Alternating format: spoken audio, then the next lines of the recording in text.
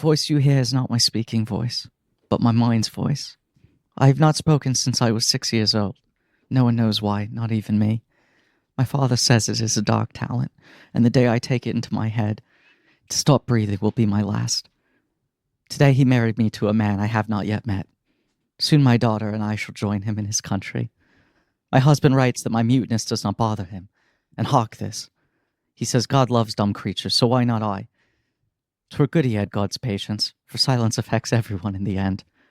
The strange thing is, I don't think myself silent. That is because of my podcast. I shall miss it on the journey. Oh, God damn it. This is what I was facing. In the last moment, I went, I got to pick one. I either try to do Holly Hunter's pitch or I try to do the New Zealand accent. Well, it's a Scottish accent. Yeah, it's not a New Zealand accent. Oh, you're right. Yeah.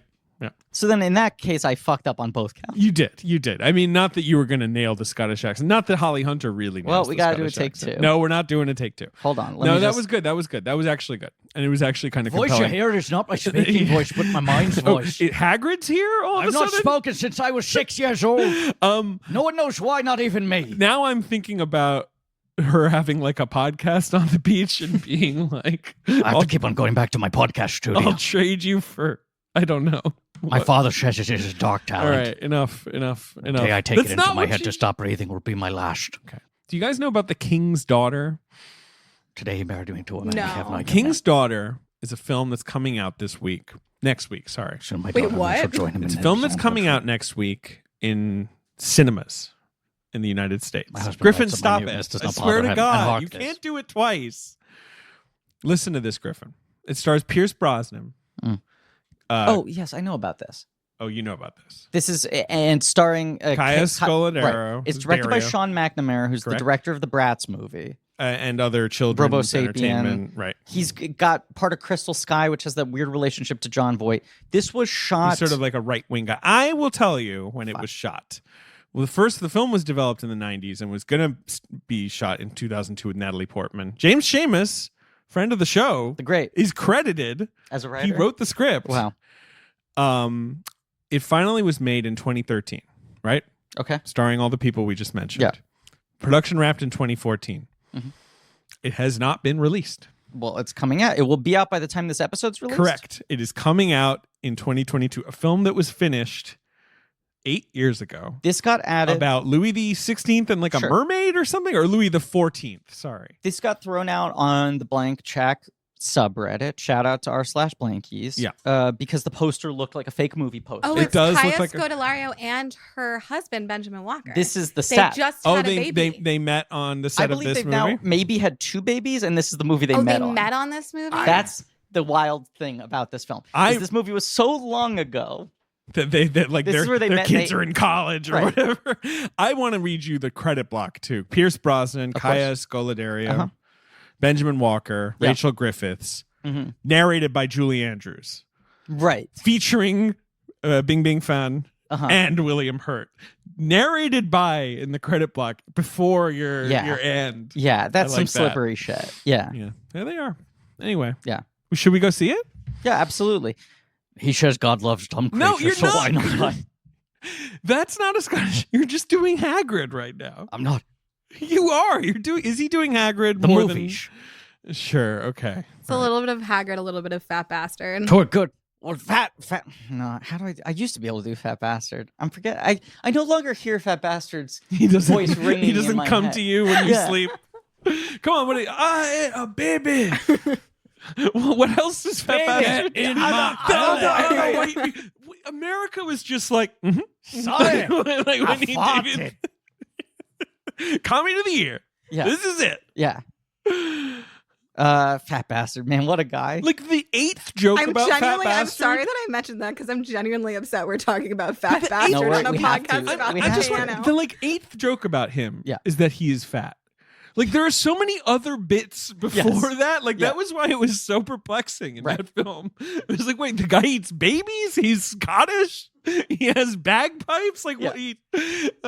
He steals the mojo because he was like part of the guard to watch over Austin Powers' frozen body, but at the end of the movie he pretends to be a UPS guy. He does. Yeah. He's got like a lot of There's a whole like nut shot bit where he gets like kicked in the nuts and he does There's like, also a big poop bit.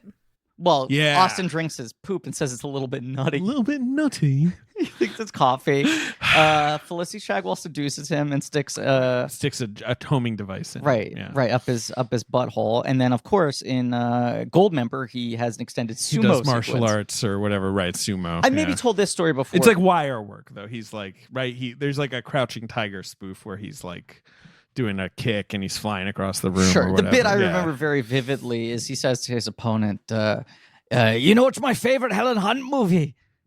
Twister. And then he does a purple nurple. Sure.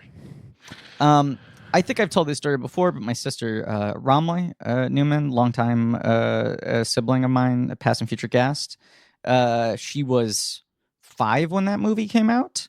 The Spy Who Shagged Me or Goldmember? Goldmember. And I wanted to go see it. My dad was just like, well, we'll take Rom. My mom was like, she's 5. And he was like, there's nothing in that she hasn't heard before. I was like, in the third Austin Powers movie, there's nothing a 5-year-old... The first 10 minutes has like 10 things she's never heard before. So the last bit of that movie pretty much is they go to the premiere of Austin Pussy, right? Right. Which is the movie within the movie. The framing Tom device. Tom Cruise right, is the bookend. Austin Powers. Right, at the end, you realize, oh, we're back in the fake movie in which now John Travolta is playing Goldmember, right? Right. And like celebratory vibes, premieres a resounding success, everyone's applauding. And then a guy walks up to Austin and goes like, hey, Austin Powers. And he's like, I'm sorry, I don't recognize you. And it's Fat Bastard and he's lost all the weight. He's thin. Yeah. Right. Yes. And he's got I all the remember this. sagging flesh. He's got and he credits Jared Fogle. I Yes, believe. of course. Yes. Right. Yes. Right. Not for the diet, for advising me on my personal life. But he says, Austin's like, you look great. And he's like, well, yeah, but my neck looks like a vagina. And then he like plays with the waddle under his neck. Right. Romilly would not stop saying that as a 5-year-old. And like my parents' like friends would come over for dinner and she'd be like, my neck looks like a vagina. She thought it was the funniest thing in the world. Well, yeah. Anyway, it's nothing in it that a 5-year-old hadn't heard before. Right. Hello, everybody. This is Blank Check with Griffin and David. It's a podcast about Fat Bastard and the King's Daughter. King's Daughter. A movie that sat on a shelf for 8 years. 8 years. It's just a long time. It's That's a long Margaret ass time. length. It is. You think it's as good as Margaret? How great would that be? It's like 2 human children were born in the... Right. How great would that be if like everyone shit on it and then 2 people were like, this might be the great American movie of the plays decade. at the Cinema Village for 2 months or whatever. It goes out of theaters, but then it comes back and there's a Save King's Daughter campaign. Yeah. And then McNamara does a screening at Lincoln Center, and he's like at a Q&A, but he can't answer most questions because of an ongoing legal battle with the producers. McNamara currently, I believe, making the Reagan movie starring Dennis Quaid, part of the Quaidessance. Well, this is or is it the Denissance? I always forget which it is. I think it's the Denissance. It's the Denissance. Yeah. Quaidening? Yeah. The requaidening. McNamara was weird. That's a weird rabbit hole. I'm telling you, the Crystal Sky, the McNamara family... John Voight's participation in most of those movies. McNamara also directed the Baby Geniuses sequels, I want to say. Yeah, he did Baby Geniuses and the Mystery of the Crown Jewels, Baby Geniuses and the Treasures of Egypt, and Baby Geniuses and the Space Baby. Robo-Sapien. He did Soul Surfer, the movie where, He did Cats and Dogs 3, Paws Unite. Oh, he did, oh my God, he did adaptations of my beloved Bruce Coville Alien books that were like straight to Netflix and everyone said were horrible. Yeah. But like Aliens Ate My Homework, like those are like some of my favorite books ever. They're huge for me as a kid. David, those are some of my favorite books as well. Because you had a bad attitude and you were always saying Aliens Ate Your Homework, probably, right? No, I don't know. Yeah, they rule those books. Those books are fucking the best. Aliens Ate My Homework. Remind me, what is the series though? I can't remember. Aliens Ate My Homework. I Left My Sneakers in Dimension X. Hell yeah. The Search for Snout. That's my favorite Dimension X. Go. Well, that's the whole thing. Dimension X is super, and he left his sneakers there. He left them. And then what was the Alien Stole My Body? I think was the last one. Sure. Yeah, sure. It's very like space opera. It's like serious. Like it's a. Did you ever read the Bruce Coville books? No. fine. I read them. I don't remember them very He also well. had the other series that was like My Teacher is an Alien. My Teacher flunked the planet. Remember I was that? scared of aliens Well, when I was a kid. there was Bailey School Kids. Is that what it was called? Or Bailey School That was High? also Bruce Coville, right? Where every book was like, Dracula doesn't perform root canals. And the premise of the book would be like, there's a new dentist in town. He looks a lot like Dracula. And the kids start like collecting evidence of like, I saw him drinking something red. He sleeps in a box. Is that Coville? And in the last like chapter, they find out like everything was a misunderstanding. But every time it's like, troll bridges don't coach fucking dodgeball. This was not. I know what you're talking about, but it was not Bruce Coville. I just want to clarify. It was someone else. But yeah, I just thought that werewolves, was so vampires fun. don't wear polka dots. Werewolves don't go to summer camp. Right. There's like 80 of those books, and they start getting so sweaty, and they're just like, But- the Yeti doesn't do driver's All right. tests. I know we're here to talk about her most important film, but I just wanted to say two things about Bruce Coville's You have Alien to. books. One, okay, Gracker, if you remember, one of the lead aliens. We all remember Gracker. Okay, fuck you. There's a moment. you. There's a moment early Jesus on. Christ, David. There's a moment early on in the first one That's where crying. they go to like a swamp or like a marsh or something that's like in his backyard, Mm-hmm. and Gracker's like, "Oh, this reminds me of like my home." And Rod is like, "Oh, do you like come from a swamp planet?" And Yeah. he's like, "What? No, I come from a planet. I lived in a swamp. Like, what do you like? You know?" And Rod's like, "Right, planets aren't You just talk like about just this one all the terrain. time. It's my like most Right. crucial memory Because it's Yeah. like this pushback on the Right, Lucasification it's like, of what? sci-fi. A swamp? A whole planet is a swamp? Seasonally, the entire planet is one climate, one season all the time. Right. Right. The other thing is that the villain in the Aliens books, BKR, is he's like scary, and no one and they're like, and Rod's like, why is he so bad? And they're like, because he like does things just to make people unhappy. This is him actually right now driving down the street. like he's just unkind. Fucking badass on a crotch rocket. yeah, Anyway, I always thought about that. Like he doesn't do it for money or whatever. He's just like He's a evil. mean guy. he just kind of wants to watch the world burn. Exactly. Anyway, those books were This cool. guy's How do we so get on? Oh, fucking right. twisted. Sean McNamara. Anyway. Yeah. David, for once you Sean can't McNamara complain about ruined like, my fucking favorite books. Side tangent, because you've just been saying for the last 10 minutes. We gotta talk We're gonna King's start the Daughter. episode talking about. You didn't even want me to get the quote out once Well, there's a reason. because you want to talk about the fucking king's daughter. Because I knew you were going to do Hagrid. I knew you were going to Hagrid it up. The movies, the piano. This movie is called The Piano. This podcast is called Blank Check with Griffin and David. I'm Griffin. I'm David. I'm really struggling to do another tangent about Hagrid doing the movie like this year at the Oscars. Let me get the fucking rest of the intro out, and Do then it. I'm Okay. obviously going to let you do the tangent. Okay, yeah. It's a podcast about filmographies, directors who have massive success early on in their career and are given a series of blank checks, make it over crazy passion projects they want. And sometimes those checks clear and sometimes they bounce. Baby, this is a miniseries on the films of Jane Campion. We finally got to the titular film of the miniseries because the miniseries is called Podcastiano. That's right. And the movie we're Boo. talking about today is obviously Boo. called Boo, I don't like it. The Piano. You don't like it? What? The Podcastiana. The Podcastiana. What do you want it to be called? Podcastiano. In the podcast? It's strange. Huh? Power of the podcast? Yeah, what you that's think? better. Basic. What if Sorry. it's just Hagrid comes out this year on the Oscar stage? Just Hagrid. Okay, here's the And he's bit. like, the movies. like, I'd he love just it. does the exact same monologue. That's what they should do because you know people complain we don't have movie stars anymore, right? It's all IP. The star is the IP, Right. and they're trying to figure out how to get young people back into the Oscars. Right. Tom Holland should host the Zendaya should host the Oscars. Characters. Everyone should be a Hagrid. character. Should be like the Space Jam new legacy of Yeah, the Oscar host. right. IP. Tom Holland should not host the Oscars. Spider-Man maybe should host the Oscars. Oh my God, guys! I want to host the Oscars, but I'm too busy fighting the Scorpion. He swings around. I don't Hagrid know. should present in memoriam. Julie And he's, like, Taymor. Julie crying. Taymor can direct. It'll be her. There It'll are be her. Big comeback. faces Yeah. I remember. You guys have heard that, right? What? The weird In My Life Beatles tribute album. What's his name? The fifth Beatle. Who was the producer's name?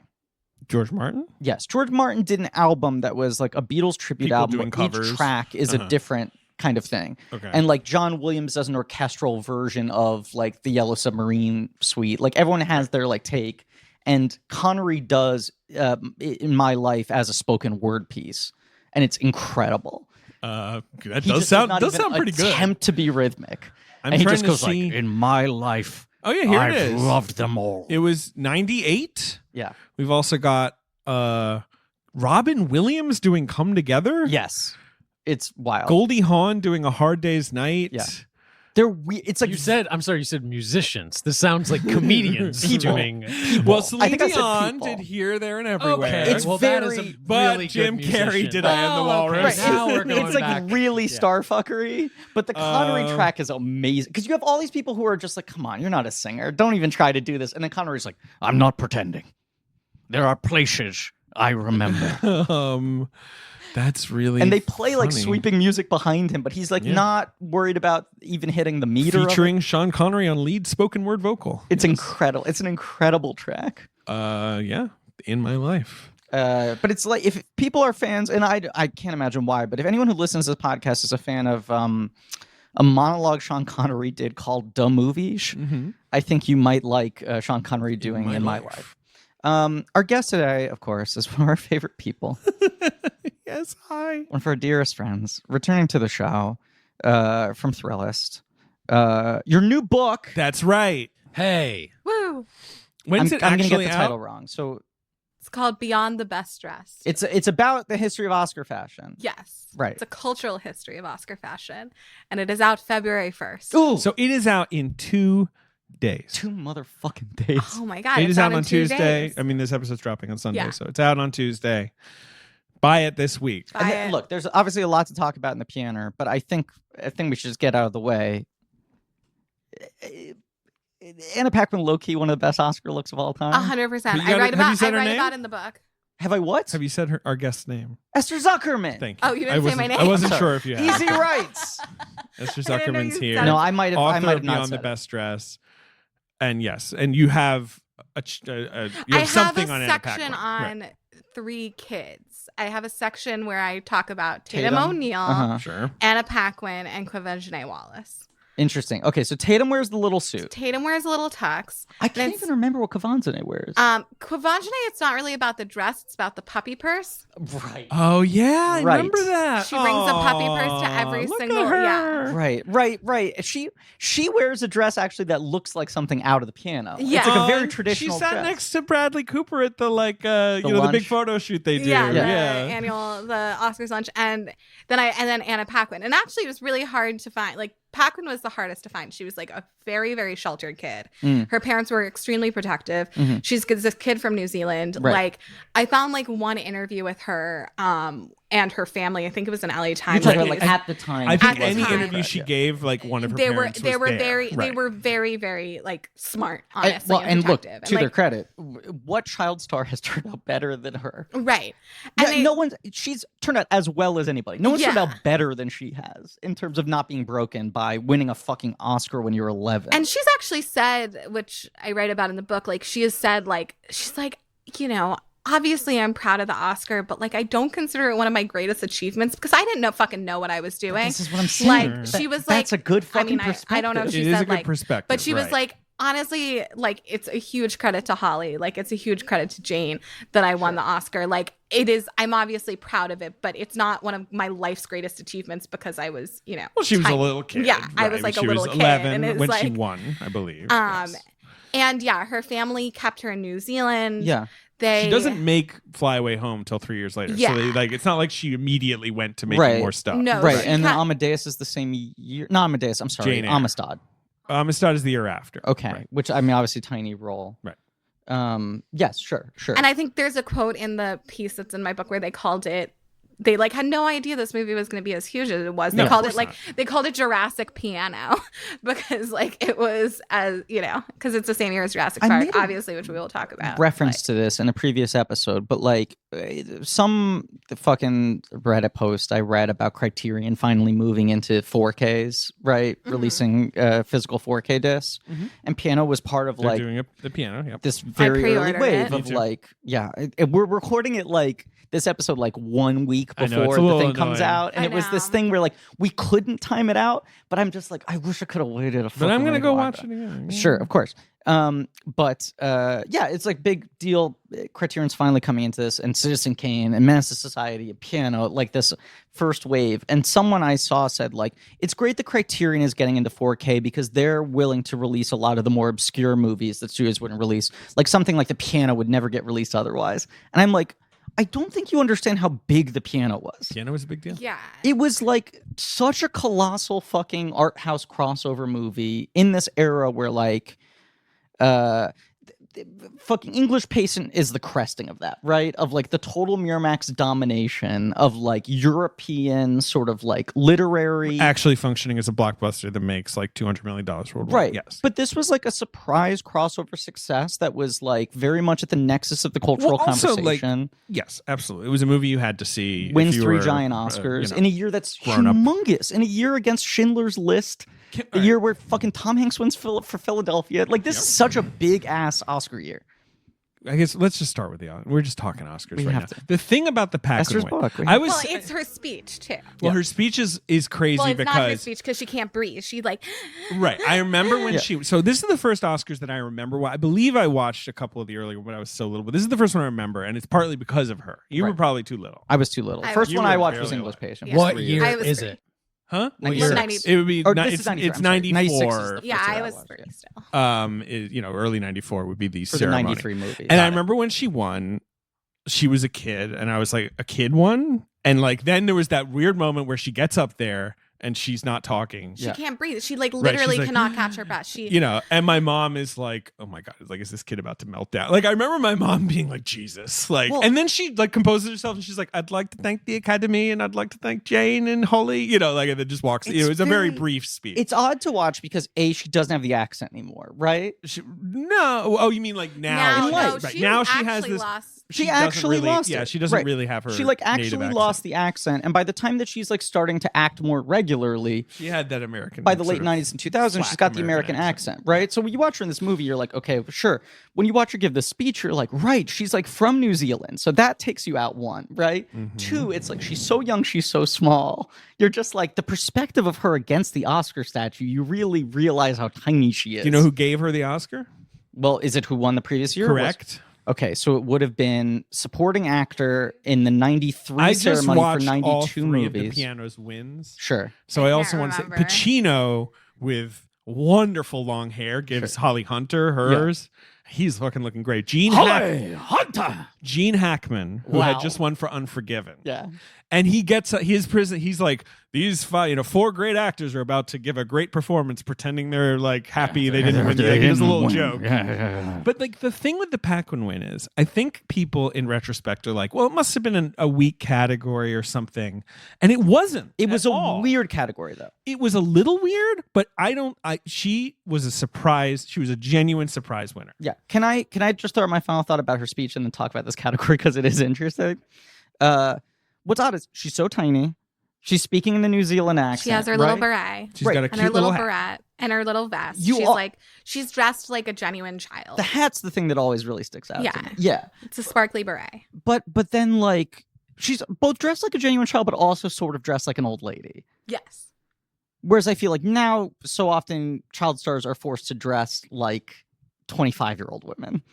Right. Yeah. You know? Not the examples. I mean, it definitely feels like her look does feel like sort of like it feels like woodland creature. Yes. It does feel like it's from sort of She looks like she's out of Willow. yeah. Yes.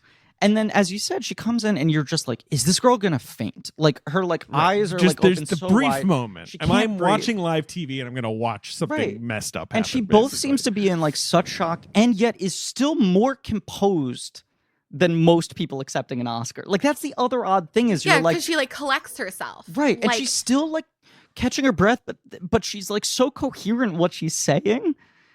And you just see there's also the cuts to like Holly and Holly's Jane so just happy. like so happy for her. Which is and, always like, what makes me cry at the Oscars is when you can Yeah. see like because Yeah. the Olivia Colman win. I mean, obviously Coleman's speech is incredible, But Emma Stone and Stone Vice. being Lady so happy Gaga. and Yorgos and Lady Gaga. That's why I watch it all the time. That Lady that Gaga. win. I love when she goes and then Gaga blows her a kiss. Isn't it funny that like Olivia Colman in the speech makes the joke about like, well, this is never going to happen again. It's Right. like, It's now like, you've yeah. become Yeah. Emma Thompson. She could win.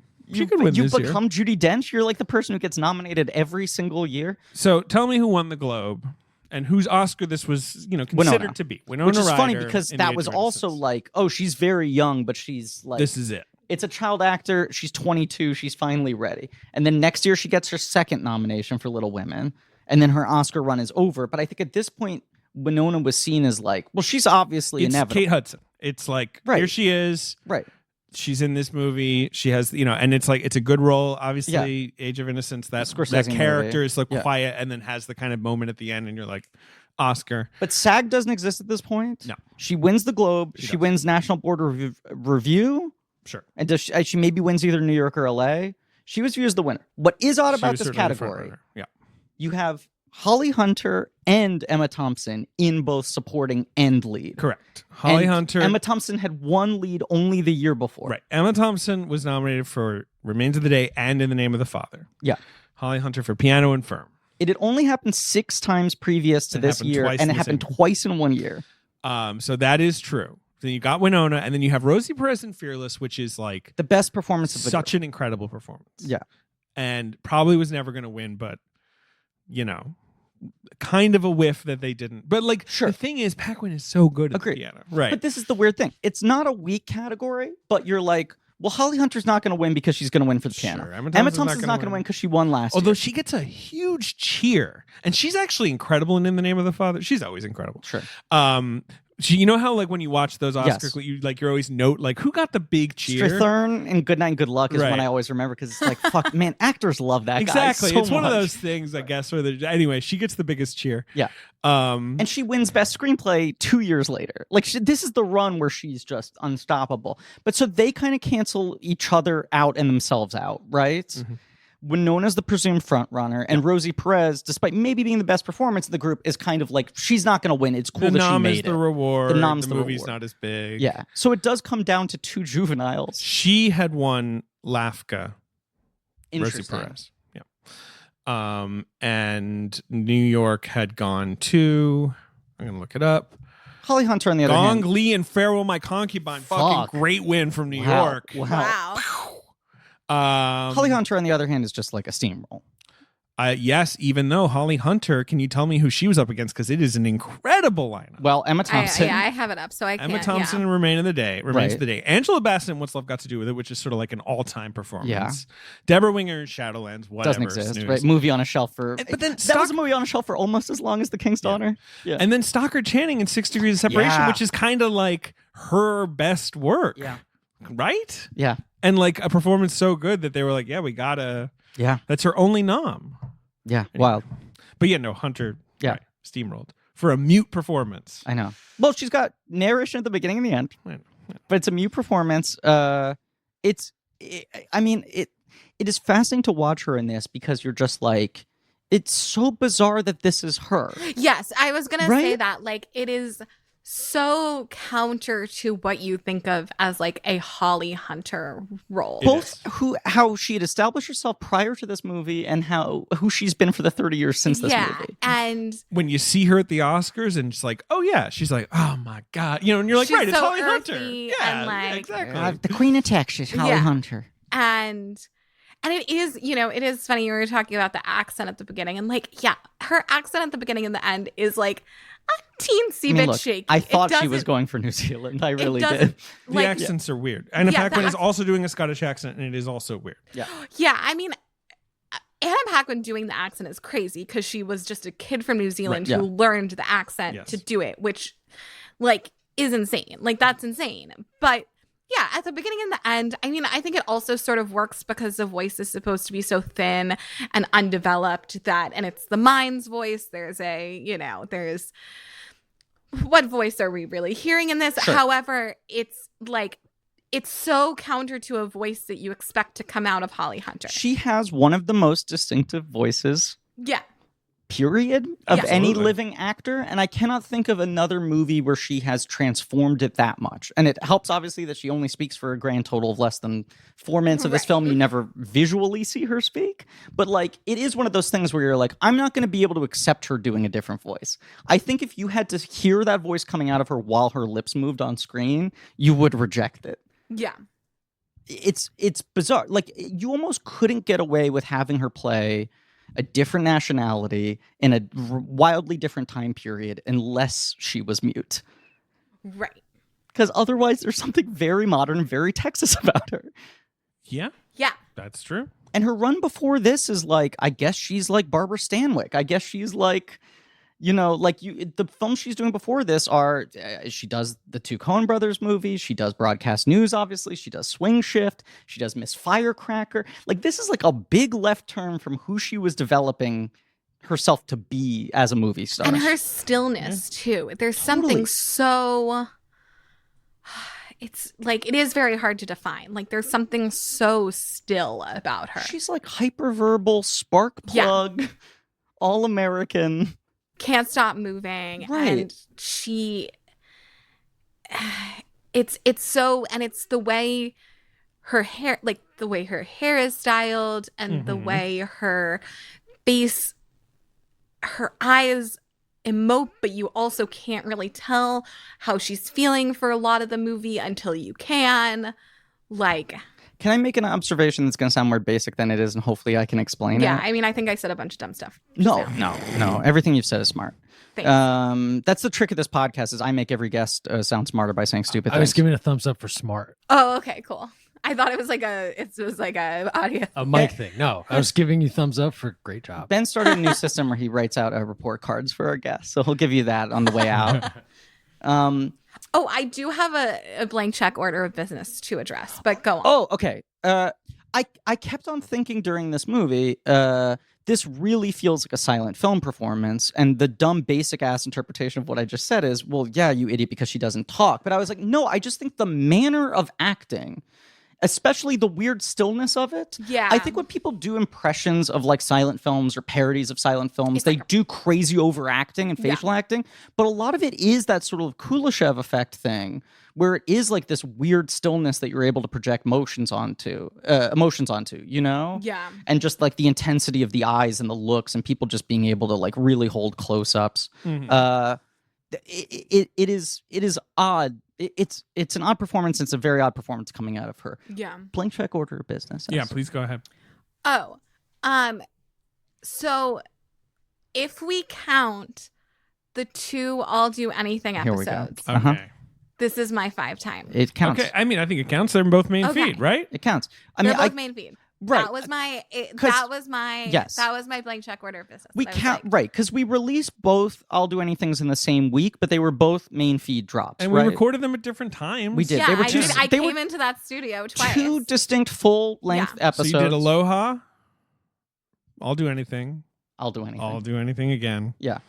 And then what was your 4th? Little Mermaid. This was the thing. Little Mermaid. Esther had demanded, can I please come on to talk about a movie that isn't a disaster? That isn't and now fucking... I've gotten 2 in a row. Boom. You've gotten 2 like fucking heavy I've hitter gotten 90s 2, masterpieces. Like, yeah, I've gotten 2 guarantors, maybe. Yeah, like 2 like seismic Yeah. movies. Yeah. Things that like actually So thank you like guys. change culture. I can Hey, do you're a welcome. shitty one next. Yeah. Yeah, next time we're gonna give you some real dog shit. Yeah. Yeah, it's just funny because even then, like after this, Mm-hmm. Hunter's follow up. Well, okay, I forgot. After Broadcast News, she does Always too, which is like Spielberg trying to be like she's our new great comedic sort of Yeah. romantic comedy lady, right? Like the high class. but she's like Catherine screwball. Hepburn. She's tough. Right. She's got short hair. She plays with the boys. That's why I you said know, Stanley. much though. like It's like much they're like like she's like a Broadcast News. 40s style movie siren, right? Right. And then after this, her follow up films are. You have want the me to tell computer in you? front Oh, of okay, you. sure. Yeah. I thought you were about to. She was after the looking at it last night, I piano. forget, Well, so yeah. the firm is the same year. Right. Her next movie is in '95. She has Copycat and Home for the Holidays. Right. Home for the Holidays, she's Holidays. great in. Great movie. That is very much her doing what she was doing pre-piano. It's in the mode. Have you seen Home for the Holidays? I have never seen Home for the It's Holidays. really I worth was thinking about watching it this year. I watched film. it last quarantine isolation Thanksgiving. A It was Thanksgiving nice classic. watch. Yeah. Directed by Jodie Foster, of course. One of Robert Downey Jr.'s best performances. I've never seen Copycat, which is weird because I love a 90s crime movie. Yeah, who's in that with her? Sigourney Weaver. Right. And Dermot Mulroney. Right. And I think Harry Connick Jr. is in it. I've always wanted to see it, but that really... Scooby-Doo. I think it's that Sigourney is maybe like agoraphobic and is helping Holly solve a crime of copycat It was like the killings. original Woman in the Window. But it might be the other. I can't remember who is. Sure. And then in '96 she does It's Crash, Right. which is like her being like "fuck you." I don't you give know? a fuck. Which she's great in. Sure. And is so hot in and has such good hair and like very iconic Holly Hunter look. Mhm. And then it's a lot of fucking around. It's like A Life Less Ordinary, Living Out Loud, Woman Wanted. I don't even know what that is. It's a movie that Kiefer Sutherland directed. Yeah, the next movie I really Jesus' register Son, in is Time Code. Oh Brother, which is a tiny Oh Brother, role. she has a small part and she's very funny. And, Yeah. But that's like a big deal where they're like, she's back with the Coens. Like she gets the and in that. Right, but it's, But She's mostly just scolding him. Like, Yeah. right. throughout the She's whole- very funny. I mean, she's funny, but it's like Moonlight Mile, which is like a big role, I guess, but a big movie, but she's not a big role.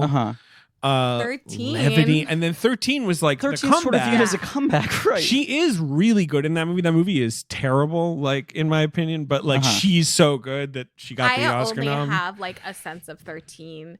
Like 13 is like when Euphoria made by someone who like, Right. got hit Well, in so the it head. was- like it's even dumber. well, but it was like I was obsessed with because I guess what year was that? 2003. 3. No, so I was literally 13 when Wow. that movie. And you were Humble behaving brag. that way, Yeah, right? exactly. right.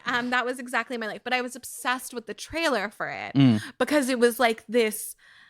It's sort of the way you were saying, like Euphoria. It was like this thing that felt like super forbidden for me. Like this sort of like these kids are my age and And they're that kid wrote it. The shit's real. yeah. And I was also sort of like jealous of Nikki and Brie. Oh, are you kidding? Because you were like, because she like made a 'cause- movie. yeah, because she got to make the movie and she got to write the movie. But I'm like, do you have to like be a bad kid to like get somebody to let you like write a I'm movie? good, and no one's giving me an Independent Yeah. Spirit nomination. I'm trying. I remember trying there in was the school, brief but, like, thought that like that would get a screenplay nom. I right. had remembered that it had It gotten a didn't. screenplay I nomination. feel like we yeah. had this. We've had we this did. conversation. This came up on all right, every okay, fucking okay. episode. And then after that, obviously, like she's in The Incredibles. Iconic, right? And arguably one of those examples of like a voiceover role that kind of revives a live action career to a little bit. And of course, Elastigirl It's has such- a fabulous ass. Well, fabulous ass, but it's such a just a good fucking Holly Hunter role. double dump truck. What? It's such a good quintessential She's Holly incredible. Hunter role that I think people are like, right, let's get more Holly Hunter out there. Well, but we don't get more Holly Hunter out there because like I'm with you, except it doesn't happen. What happens after? I don't know. Like she did that show Saving Grace, which she Yeah. got like an Right. Emmy nom or two. Weird. Where Yeah. she was like, top of the, and then obviously top of the lake. Obviously, Lake. she's in Top of the Lake, which we're going to Right, talk about, Big which she's Sick. incredible in, like playing Jane Campion, sort of, or Yeah. whatever. Like, and like, right? She's she'll. on Mr. Mayor right now. Right. Is that She the is- one with Ted Danson? Mr. Mayor has Yeah. Ted Danson, Bobby Moynihan. No Holly one's Hunter. talking about that thing, right? No, It's I on watched a couple of NBC. episodes. It's one of those things where I'm and like, she like guys, he's on a scooter. This is all we could think of. she The plays like poster? she plays like I'm on a scooter. she plays like earthy hippie that like work like he Right. he's sort of like celebrity mayor and she's like activist hippie that comes and like Who is this for? Well, I don't know. do you guys know it the was supposed to be an Yeah. Alec it was supposed to be like supposed a to be fake Jack Donaghy. Harlow. It was supposed to be a 30 Rock spin-off where Jack Donaghy runs but for it was mayor. also when Got like it. Alec Baldwin was like I'm gonna run for mayor of New York. it was Remember riffing that? on It was- that. it was gonna be riffing that. on that. Of course, she did Succession. And she yeah, had she did a good little Fucking arc in incredible Succession. on Succession. But like, this is the thing. It's like Probably fucked she, Logan on obviously, like Succession. she drank the peach tea She did drink the in, peach tea. in Batman versus Superman, but she has Cursed, never, Yeah. cursed. returned to leading. Now, obviously, Hollywood is not nice Sure. about women in their in the. And in, look, you know, I think 50s, her 60s. standing is as strong as anyone she's a of fucking her legend. age bracket. Getting the snubbed for Big Sick was Insane. flat out rude. Oh, I mean, That was a wild snub. That She got every precursor, I Yes. think, or at least Yeah. most of them. Yeah. She got snubbed for Octavia Spencer in The Shape of Water, who's giving a perfectly nice performance that like she's given and been A nominated million for times. before. Like it was such a weird snub. It was very bizarre. I mean, I gave her my win at the Blankies episode that year. And sometimes I go back and I watch movies that like we were all about in the Blankies, and I'm like, what was I on about for this? You know, you get caught up in like Oscar season. When my mom had COVID, was in the hospital, I watched that movie again. Jesus Christ, why would you do that? Because A, hospital movie, B, my mom reminds me of Holly Hunter. I got Doesn't I really know, caught but up. why looks would exactly you like her. torture yourself? You know what? that I'm way? sorry. It was after she'd gotten out of the hospital. Okay, that And was I was fucking trying to sort of like cathartically work through it. I was sort of like compelled to rewatch it. I'm just like, that performance is fucking unbelievable. Yeah. It's so She's good. so I mean, good. and Ray. Ray's and amazing. Ray's amazing. Yes. Yeah. Yeah, it's a weird year. But she, the thing I was kind of taken by looking at her Wikipedia last night is she has not made that many movies, period. She does. I guess And it's she not just- even like women of a certain age thing. Even at her peak, she wasn't working as much as her contemporaries. She Yeah, I seems guess like she she's- was a little more selective. Except she's done like so many movies that you're like, I've never heard of this. So I guess she just does what she wants to do. Oh shit, she was in that. Sorry, I was like, what was that TV show? And it was the 2018 Alan Ball series, Here and Now. She was Do you on remember that? that? Yeah. She was on every episode Yeah. with Tim Robbins, Oh, right? that Yeah. fucking thing. Yeah. Anyway. Yeah. Anyway, look. Okay. Weird career. David, Yes. just sorry, I'm just stressed out here. Oh, what's the matter? My phone, the data speeds are so slow. I'm trying to play my games and check my stupid digital trading cards that aren't NFTs and all that sort of What are your stuff. games these days? What are you trying to play? Disney Emoji Blitz Disney is still Emoji the one Blitz, because you right, play right. that and you win emojis, which you can then use in text, which I do with you guys. And You do with us to Find no it reaction always. very funny. I never get any reaction out of it when I send you Captain Hook with heart eyes or whatever. All true. Yeah. But David, the point is my phone. Oh my God, why isn't it working? The data is so slow. well, I bet you're also paying insane amounts of money for that wireless internet. I am, and I'm just. I feel like I'm getting so little use out of my Sims card. I see what you've done there. Uh-huh. What do you mean? I heard you need a Sims card in your phone to get data, so I took a little picture of you, printed out in a card, and I slid it into my phone, and it's not working. Yeah, that's really not gonna. I mean, not. I am flattered. It's a handsome picture. I appreciate that, but no. What you need is a SIM card. I believe it stands for singular. Subscriber Identification Module. What does your last name stand for? Who can say?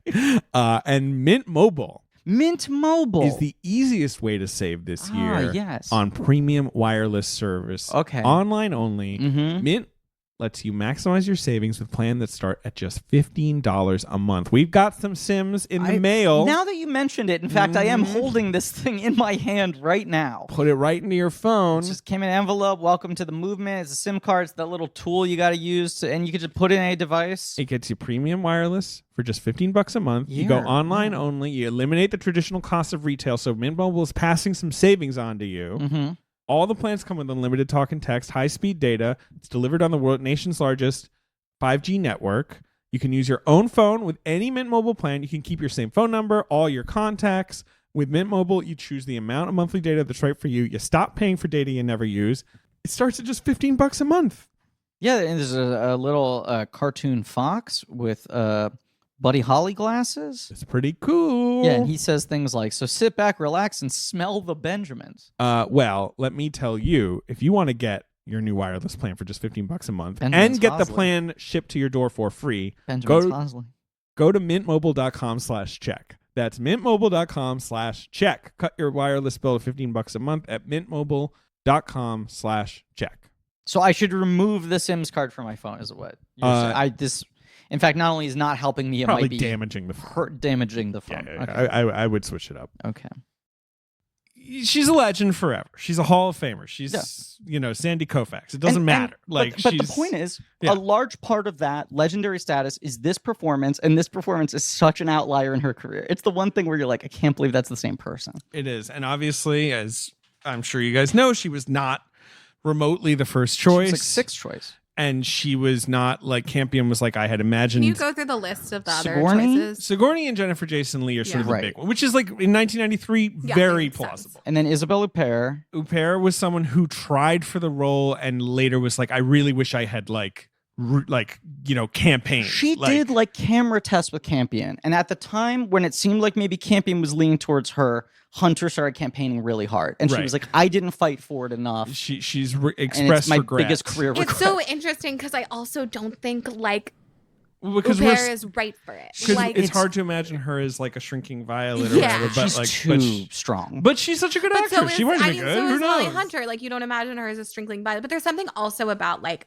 Holly Hunter's size that I think works. Yeah, there's a vulnerability to her. Yeah. Well, I mean, but this is the thing. Campion said, I did not imagine the character so small. She's supposed to be like 6 feet tall. That's why I went after Sigourney. I wanted her to be this tall, thin Right. creature. Yeah.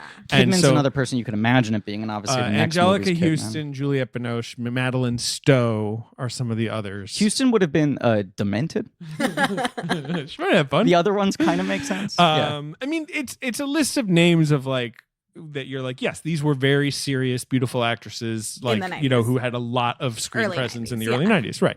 Sigourney is the one that makes total sense. Yes. Like, Yeah. and you can see her even being good, and you can see her winning an Oscar. Like you could certainly see that movie. And we've talked about this before, but Sigourney is at that moment in the zone where they're like, this is the most undeniable she's going to win an Oscar in the next 5 years person. And then she never gets nominated ever again. 100%. And right, and Holly obviously is very petite.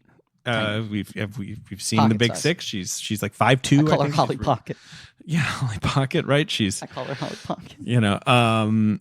And whatever she wins, I can probably find a quote. We've obviously talked about this a lot before, but particularly in the late 90s, early 2000s, my mother used to get constantly mistaken for She Holly looks like Hunter. Holly Hunter. My mother looks like Holly Hunter, but I think a huge part of that was just my mother is like tiny. Yeah. The Holly Hunter is so Your mom's small. known for being tiny and so fragile Here's that I think my mother also looks like a porcelain doll. Here's the Campion quote. I like Holly Hunter very much as an actor. I didn't immediately think of her, but probably because, like everyone else, I had a stereotypical idea of the romantic heroine, tall, with exquisite manners.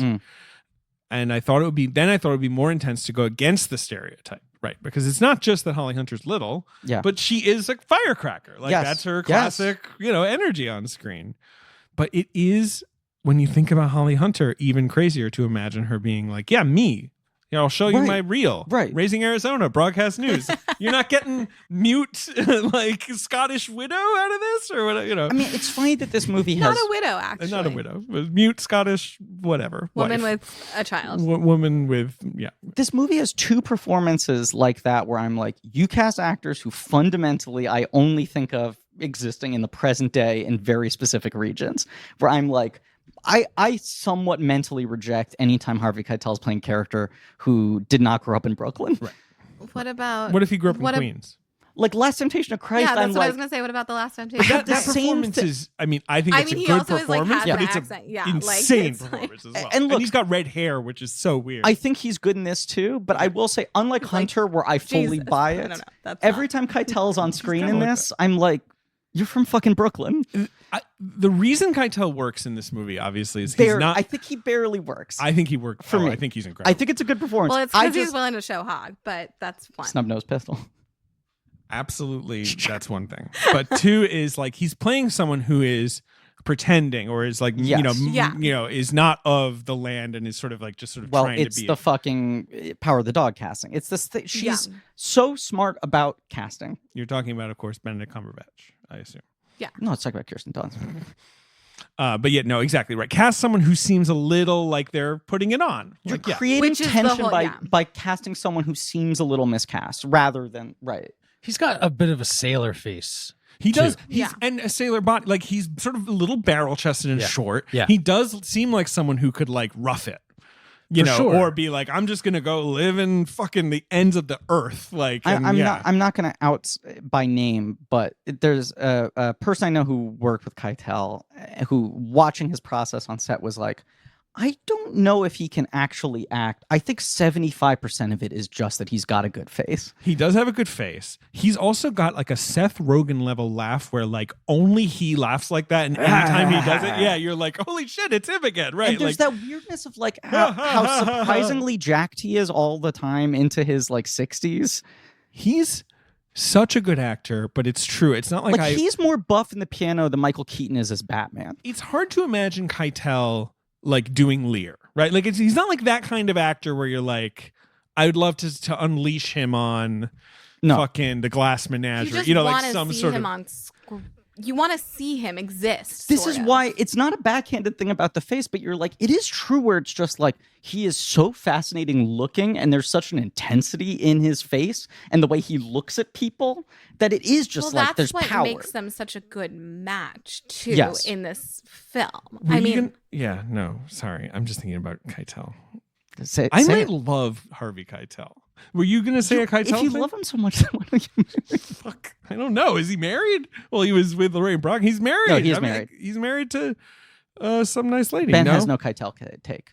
I was not going to say something. The year after this is Pulp Fiction, which is one of like his performance in Pulp Fiction is maybe the best performance. Just walk in a movie. in and steal the movie. It's perfect casting. Yeah, right. But like, is it?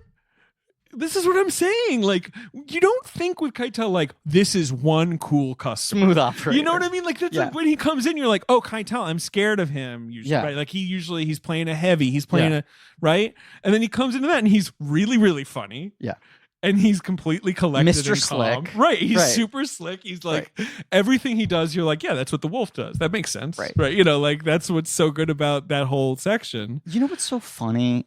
Too is that like Tarantino's talked about this a lot, but he's like, when I wrote Reservoir Dogs, I knew I had to write a part that was so good for an older established actor where I could get my financing if I got someone of that level. And he's incredible in Reservoir Dogs. Right, and it's like that's the only reason Reservoir Dogs gets made is the script gets to Keitel and Keitel likes it, and that gives him the sort of seniority. And like, big emotion, crying and yelling and all that stuff. And Keitel, by all accounts, has like bemoaned the fact that since then he felt like Tarantino never repaid him. And I'm like, the next movie, he gave you the wolf. What do you want?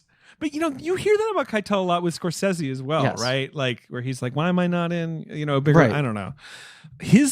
I'm sorry that we're talking about Pulp Fiction, but remember where he's like, where do you guys live? And it's like Redondo Beach, Englewood. And he goes, your future. I see a cab ride. Like he nails that line. Yes. It's so funny. It's also funny that the person who now uses Keitel the best is Wes Anderson. He does. Yeah. He's so good in Grand Budapest. Yeah, and he's great in fucking Moonrise as well. Grand Budapest has obviously got a lot more to do. But like that's the thing. Grand Budapest, right? Like that's how I think of Keitel. Right? Yes. He's a little scary. He's kind of heavy. Right. I feel like if I punch him, it'll hurt my hand. Right. Or he'll just kind of look at me and I'll be like, sorry. Broad. He's old school ripped where you're like, these aren't muscles for show. This is like brute force. The year before this, obviously, is Bad Lieutenant, where he's, like staggering around, waggling it. Cocking the pistol. Okay. But that's the thing. Like the kind of like the tight muscles. My drift faster. Both pistols. I got it. I guess Reservoir Dogs. His literal gun and his penis. No, Reservoir Dogs is 92 as well. Like he's really this kind of. And is a role. JFK is what am I talking? I mean, sorry, Bugsy. Bugsy is the year before. That's still his only Oscar nom. Right. That was sort of the like. He should have an Oscar nom at some point. Let's just give him the nod for this. Yeah, it's and he plays Lansky in that.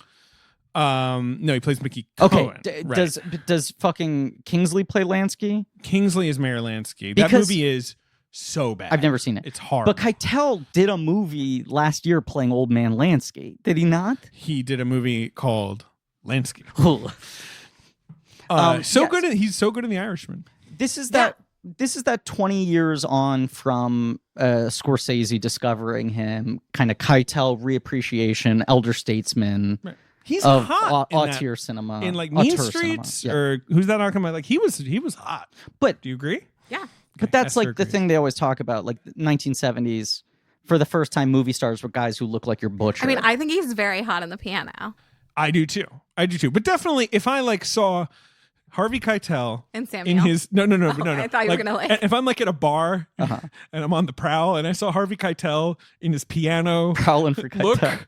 Yeah. at the bar, Yeah. I would be like, I don't know if I'm gonna knock on that guy's door. Like, I don't know, but like he's got a weird. He looks like a fucking like a pit bull.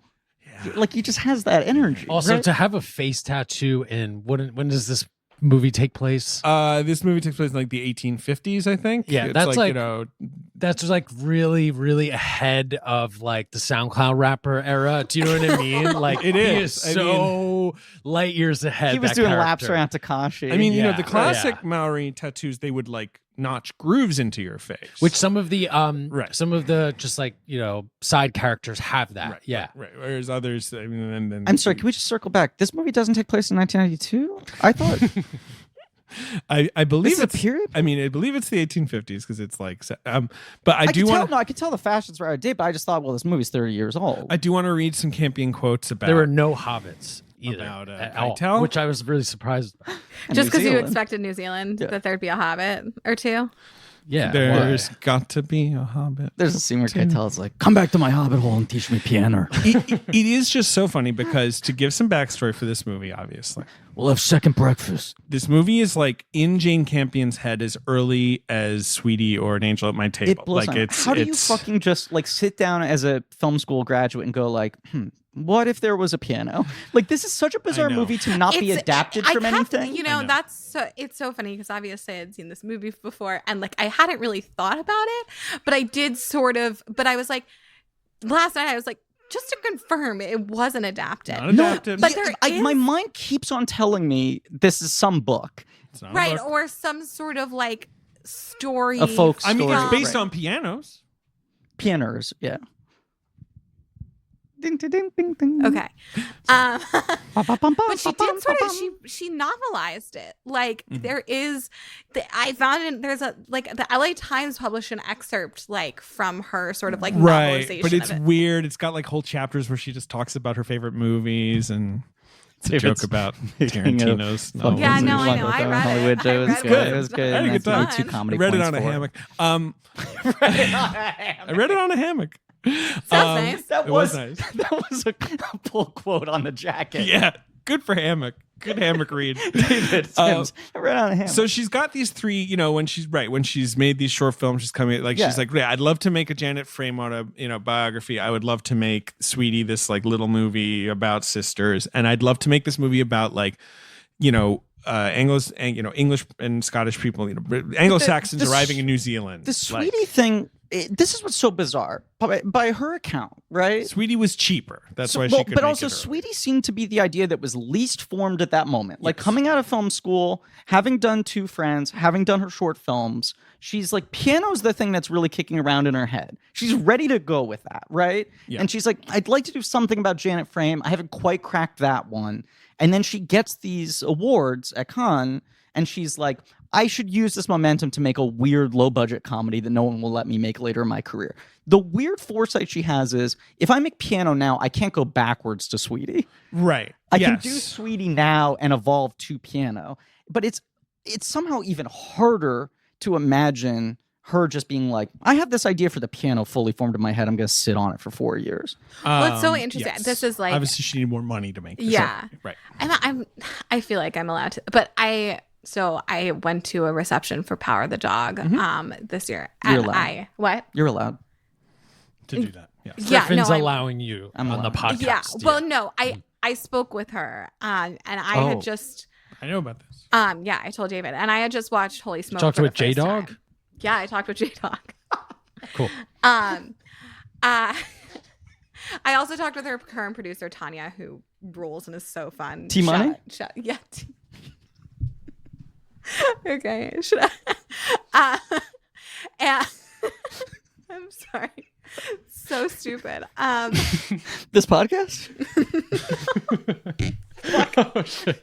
I just started laughing at it. Just her face in the microphone. My face in the mic. No, but I was talking to her and I said, like, I had just seen Holy Smoke for the first time and it sort of blew my mind. And she said something about like wanting to make a comedy again, which is so interesting to me because also like I do feel like I wanted to mention this too, that like obviously I didn't see The Piano when it came out. I was 3 years Sure. old. Humble brag. And humble brag, yeah. Yeah. But I had this impression of it as this like very, and it is a very serious movie, but this sort of like very sort of like staid Oscar-y movie. And then, you know, you look at her other work and like she is funny and there is funny stuff. Like, she is. You know, and I thought that was really interesting. Well, and like her short films are very comedic. Sweetie is so much more of a comedy than I expected when I saw it for the first time. And then I talked about in our episode, which hasn't come out at the time that we're recording this, but I watched Sweetie with commentary, and she's just so fucking funny as a person. Yeah. And so jokey, and even talking about like her more serious films that come later in her career.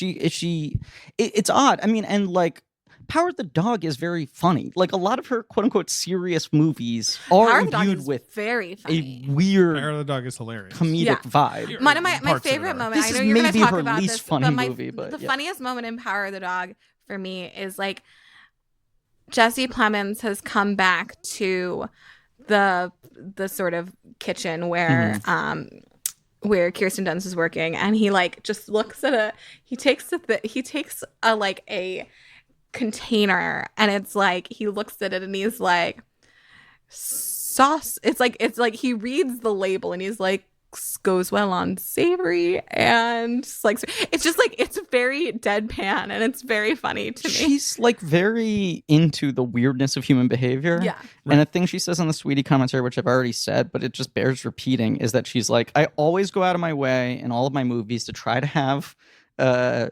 nude scene. Yeah. And to show people going to the bathroom. Okay. I'm sorry. We've made like this. How long have we been recording and we haven't 4 talked? hours. 4 hours. We haven't gotten horny yet. Like, what are we doing? Well, look at me building a bridge to horniness. Yeah, I'm just like, what are we even We're doing? gonna She's get always horny. like I fucking doing context. I have nudity. I know. I just wanted. Esther and I We haven't even got to first base. Come on. Esther and I like slack each other every day if there's like boobs in something we're watching. It's just ridiculous. We're all really so bad. We're bored like- in our fucking homes, like watching art films, and Esther's like, some good boobs in that Sundance screener. Have both I'm of sorry. you? Okay, you started the boobs thing. Yes, sure. Okay. I not just not wanted trying on to the record that pass I the wasn't buck. the one that was like first Fair messaging enough. David. If you want it cut, like, Esther, if it hurts, you know, No. you're a professional. I just wanted to make it clear I'm the that you were the one instigator. who initiated Boobs? asking me if they're boobs in a Right. movie, and then now I will or just, dick. to or be clear. dick, Right. and now I will just tell you Yeah, if you'll there just be are like, boobs in a yeah, movie right, that I'm right. watching. Esther, thank you for clarifying. We should, of course, mention that you are currently angling for the job of chief film critic for Mr. Skin. Yes, yes, of course. Like, That's funny to imagine, like a bunch of critics watching a movie, taking notes, and the Well- Mr. Skin guy's just like sitting bored, and then there's a nude scene. He's like, "Oh, Taking notes. Just leave it to act." Right. well, isn't He's like, not even horny. He's speaking just of furiously Campion, writing isn't, notes. Like in the cut, the like one in Knocked Up. In the cut, they make a joke about He it, makes yeah. a joke because he's like, about- "Who's your favorite actress?" And she's like, "Meg Ryan." He's like, "Bam!" In the cut, boobs, bush. Yeah, she because doesn't they're like making their it. website, which they don't realize is Mr. I mean, Skin. one in of Knocked the Up, which is- best which is jokes such a good joke. in Knocked Up is that he's doing a Mr. Skin, and then halfway through, Paul Rudd's like, "Wait, that's just Mr. Skin." Like they acknowledge, like this site exists. Sidebar, what makes that joke so He's funny? Paul Rudd doing the face. Well, A, doing the face. Like, But B, you're also you're assuming the movie is operating on movie logic where you're it's like, this doesn't exist within the movie. Like right, there's Studio no Mr. 60 on the Skin. Sunset Right, Strip. right. And then unlike Studio 60, when they say like, well, Lauren over at SNL and destroys the reality, this is the comedic version of that where they're like, no, there's a real version You of are this. your business idea is There's bad. time they just didn't know. Right. Yeah, okay, so let's get horny. No. Wait, okay. David wants to do more context. We can let David do more context. He's horny for says context. that she always tries to put nude scenes and bathroom scenes. There's a peeing scene in this movie, Yes. in all of her films, and Right at the start, peeing. Right at like Right. 2 minutes in. and later too. Yeah. And later the right. They're multiple, yeah. and like multiple full frontal. But she's like, I just think it's like funny, like it's goofy. It's like interesting to watch people in this very like odd, awkward, vulnerable state. Like she doesn't think of it as being this super erotic thing. She's almost just like, it's very weird to look at someone's naked body. Okay, and how people move when they're naked. If we're talking about peeing on screen, can I just tell you a really random thing that's in my brain? I have this very strong memory, and I don't think it's actually in the movie, of because I think it's something that I invented. I don't know. Maybe it is. I haven't rewatched this movie that recently, but I saw the Gillian Armstrong Little Women when I was like 4. Sure. And I have a memory of like somebody in that movie hoisting up their petticoats and peeing. That can't be true. And like in the like sort of like PG, all for the family, like is it? I mean, I don't know. I haven't seen that movie since I was a kid. I'm pretty sure it's absolutely right. Not You're true. Or you're thinking of some other movie. I right. went and looked for it. Scrubbed. You scrubbed through the Netflix. Right. You checked MrPiss.com. But it's this thing. It probably exists. Absolutely exists, my friend. But it's this thing of like when I was a child, just like being so obsessed with that movie and so obsessed with the idea of petticoats, but also trying to like how do you pee in that? Yeah, like also trying to sort of like in my brain reconcile like human bodily functions with the like fantasy of like those. The scene because you were caught up in the logic of how they. I think so. Right. It's like the Harry Potter thing. Yeah, what? Harry Potter. Remember, like, at some point, J.K. Rowling was just doing the thing where she, like, writes blog posts. Well, and she was like, they take a shit on the floor and then... They before they had plumbing, they would just clean it up with their wands. And, like, clean what up? How? When? Like, would they just sort of stop and... Exactly where? Like that. I don't think it's exactly like that. Her explanation is even weirder than what David just said. Yeah. I'm telling you. No, they would just shit on the floor and then they'd, like... But like, would they... Anyway, okay, whatever. I didn't want to derail this, but it's just, like, a weird, like... incepted memory that I have. Sure. Like, yes. You didn't derail anything. You re-railed it. You re-railed. I just think it's funny that, and everything you're saying is true about, she demands certain things from her. Like, not everyone's going to be able to be in a Jane Campion movie, right? Like, that's probably part of it. Yeah. She's going to want, she might want nudity or some, weird, like, characters. Anyway, she's making this movie, which is like about New Zealand to her, right? Like, that's how she talks about it. Sure. When she's sort of just trying to, because it's hard for her to describe this project in these interviews. She's like, yeah, it's sort of about like Anglo settlement in New Zealand. And she picks Holly Hunter and Harvey Keitel as the leads. Mr. Brooklyn and Miss Texas. It's so insane. That's what and I'm it saying. Works. They're two of the most regionally specific actors. I think she was probably like, Sam Neill is wonderful in this movie, but she's probably like required by law. Yeah. Like, it's like, come on. You have to cast someone from around here. And just insane that this is the same year as Jurassic Park. That he has like that's right. The highest same year as Jurassic Park. I was watching it yesterday. He's getting cucked by Goldblum in Park. Yeah. He's getting cucked by Keitel here. He's getting cut by the Rex. Which filmed first? Do you know? I have to assume it's Jurassic Park. Well, yeah, because post-production that must have been nightmare. Well, there's a whole because I think it's like he shot all. Excuse me, where'd that whistle come I was from? watching yesterday, and David looks a Bob would come in and watch it. He was like, "Do you think Sam Neill on set was just like to little tiny to little tiny Anna Paquin like?" I've seen dinosaurs. Like, I've motherfucking seen wait till you see it. Dinosaurs. This film... My logic is that they shot all of Jurassic Park, and then Steven Spielberg was supervising post-production while shooting Schindler's List, which comes out the same season. I believe that is true. I was trying to remember. I knew that he was working on post on one when he was shooting the other, which was part of the whole legend of, like, how did he pull this off? So I'm guessing this shot after, at the same time as Schindler. The piano shot from April to July 1992. Okay. And Jurassic Park shot from August to fuck knows when. So yes, Neil went right from this to Jurassic Park. Yeah. Oh, so he did piano this first. was first. Yeah. This was first. Jesus. So he couldn't tell Tiny Anna Paquin I've seen dinosaurs. He could not, but he could probably say, I'm going to go see dinosaurs. And of course, I'm sure when he arrived on set, Richard Attenborough said, "Welcome to Jurassic Park." He said, "Welcome to base camp. Your trailer is over there." Do you think that's like just everyone arriving? Breakfast burritos on He's the like a menu Walmart greeter. Just Richard Adams, welcome to, and they're like, what? And he's like, it's in the movie. You'll see. It is like such a failing of the Universal Studios theme parks that they don't have a cast member. I don't even need them to be doing like a Hammond impression, Right. but that when you Someone enter that saying area, welcome. there isn't a person I whose job is to can't just tell say you that 8 how million sad I times a day.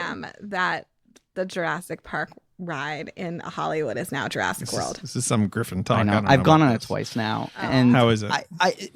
It's good, but I think the original Jurassic Park ride was getting a little bit creaky. It was. I did go on it like the last summer it was open Yeah. because I was at the park to write my Waterworld story, which I'm talked about on this pod before. Of course. But one of my proudest moments. And like they gave me like, you know, a press ticket to the park, and I was just there by myself, and I was like, I guess I'm gonna go on Jurassic Park one more time before it like goes away. And An insane. Oh no, sorry. What were you Yeah. gonna say? oh no, it was great. It clearly needed a little bit of renovation, and instead it became a general retheming. I do think it's impressive. I obviously have no love for the modern world franchise. I will say this as just an objective fact.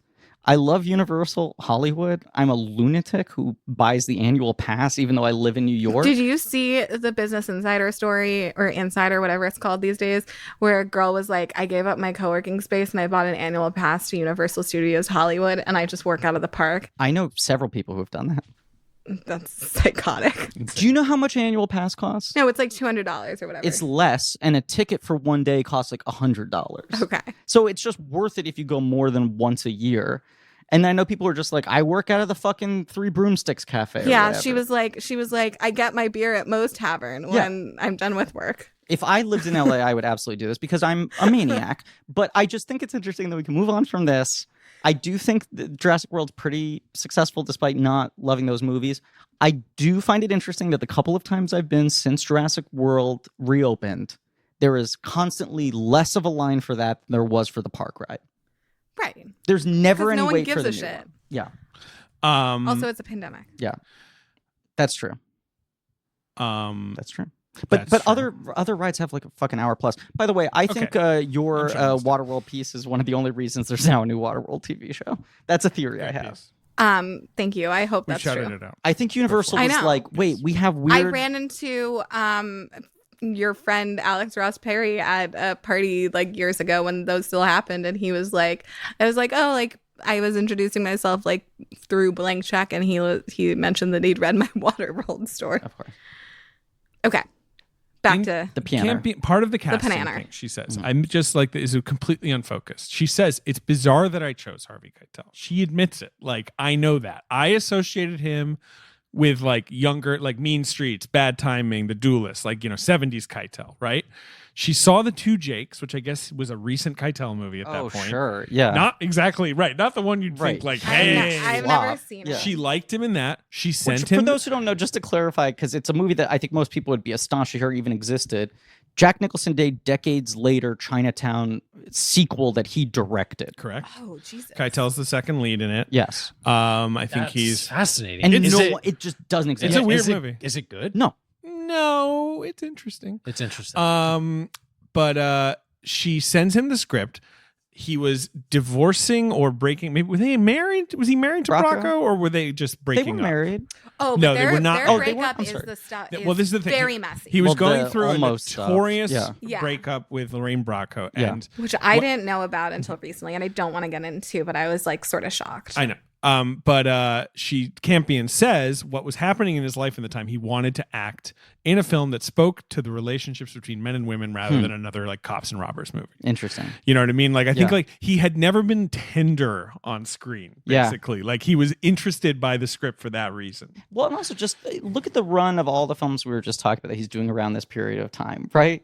Mickey Cohen, The Wolf, Bad Lieutenant. Yeah. Reservoir Mr. Dogs. White, yeah. Right, like fucking 2J. Like he's playing always either cops or criminals. Judas, the greatest criminal of all. He betrayed our father.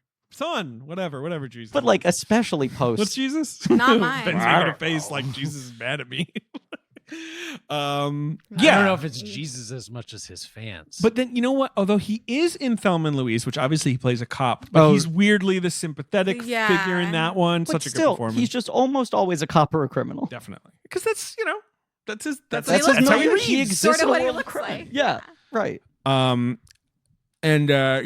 that's, obviously...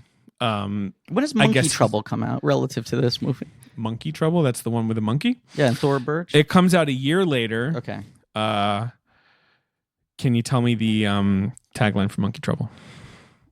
Here comes Monkey Trouble. No, good tagline. Oh, this looks like a double tagline. Actually, sorry, we gotta look this one up. Monkey now. Business. Ben is now. I think I saw this movie in theaters. Yeah. I always forget which animal movies I saw in theaters. Okay, tagline 1. He's cute. He's cuddly. He's a klepto. Because the monkey has a vest with watches that he's stolen. God, how good the poster was. And he and Thora Birch are wearing the same backwards red baseball cap. Yeah, they look like crisscross. And then the second tagline is, what would you do if the pet you wanted most was one of America's most wanted? Yeah, well. I didn't know that anyway. What would you do? I don't know. Not worry about it. I think Keitel's the villain in that. Probably. I'm going to get that monkey. Yeah, gotta get that monkey. That monkey's got to go to jail. So that Keitel he's swerving. Yeah. I'm just saying everything could go wrong here.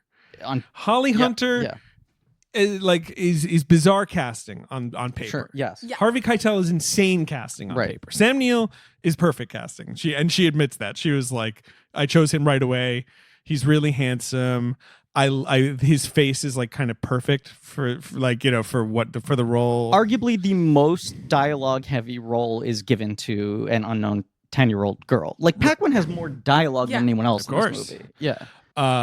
Obviously the most interesting thing I think is also Keitel is all method, right? He is a prime method guy. Yeah, so he's fucking being this is crazy. And Sam Neill's a classically trained New Zealand. Whenever I hear opposites. The name Harvey Keitel, this is another one of my weird family stories. I always think of this impression my dad does of Burt Lancaster saying Harvey Keitel method actor, which is Harvey Keitel method actor, which he heard from Peter Riegert, who Burt Lancaster told this story to on Local Hero. Because Peter Riegert is friends with my parents, or was friends with my parents. One of the all-time great Jews, Peter Riegert. Wait, is Peter Riegert not with us? No. Oh, you said was. They're not close. Wow, they should mend that. They're not Trouble in Paradise. They're not not close. They're just not Look, they used to be very good friends. Esther, I don't know your parents. I don't want to criticize them, but if I were friends with Peter Riegert, I would prioritize maintaining that relationship above all else in my life. Remember how funny he was in Kimmy Schmidt? He was great in Kimmy Schmidt.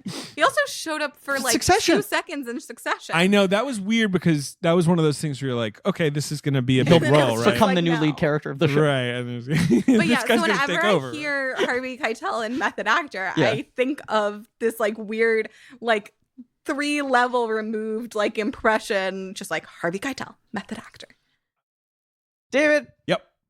It's been a weird couple of years. I don't know if you know about this. I don't know if this gets talked about at all. It certainly never gets talked about in ad reads. No idea what you're on about, but sure. Weird couple of years. I miss being able to travel. Being footloose and fancy free. Catching a flight to parts unknown. Exactly. And you know what I miss most about it? What?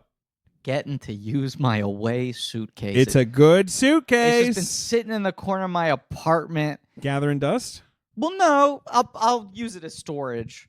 But sure. And you'll dust it. I do dust it. I take a feather duster. Right.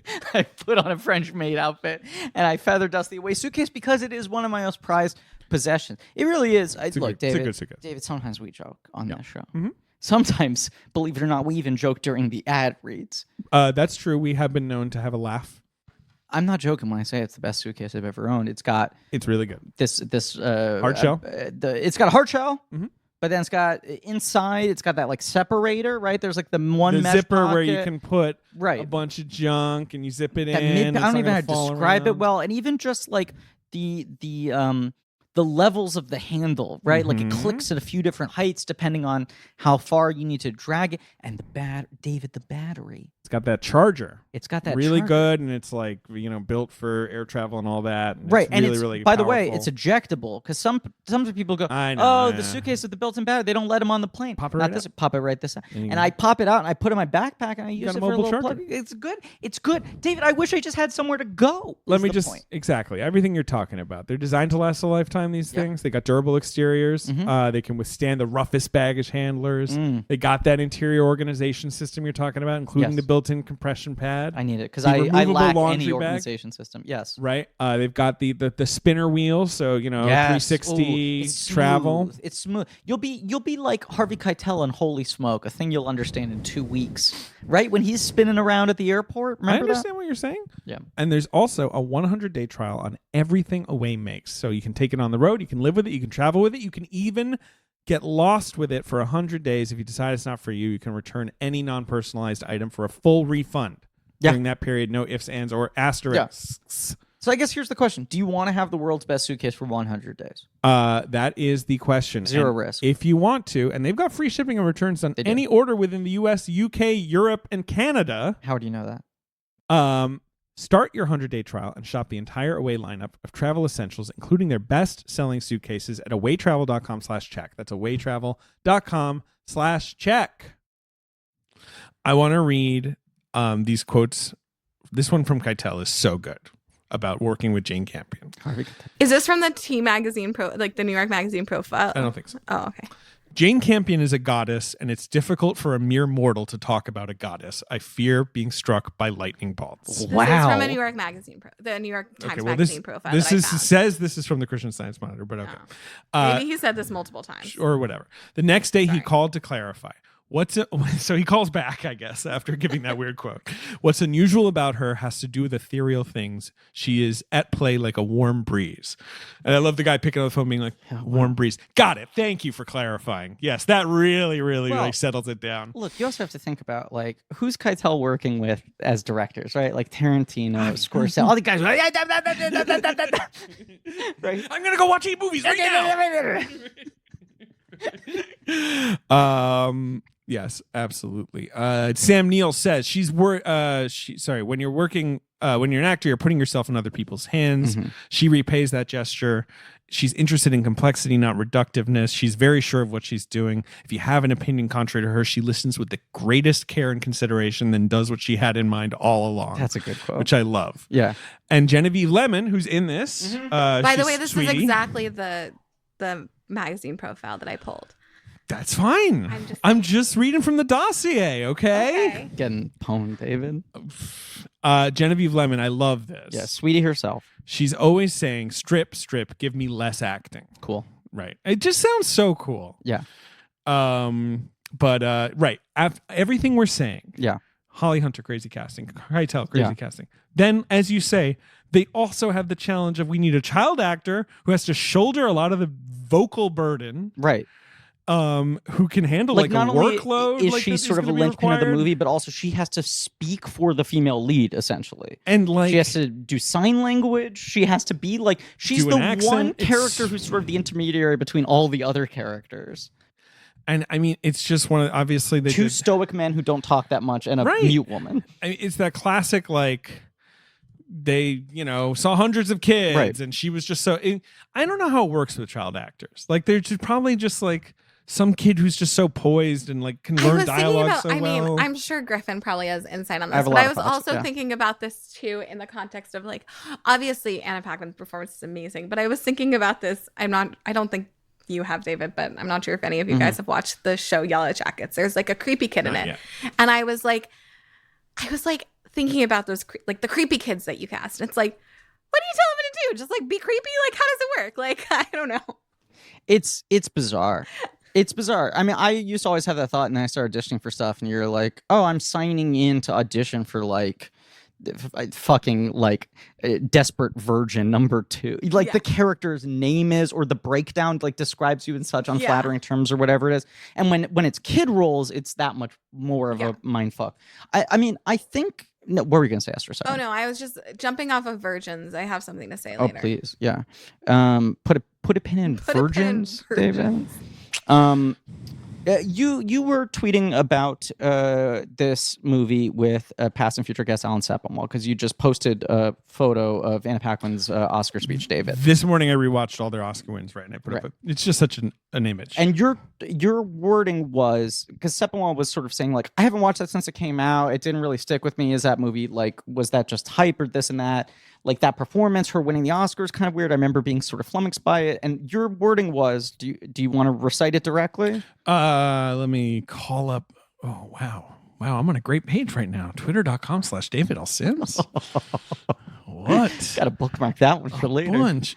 She's incredible. It's probably the most poised child acting performance of a generation. Which I thought that was a very good way of putting it, because as much as she does have, like, the burden in this movie of carrying so much of it, it's kind of surprising that she doesn't necessarily have the big Oscar scene.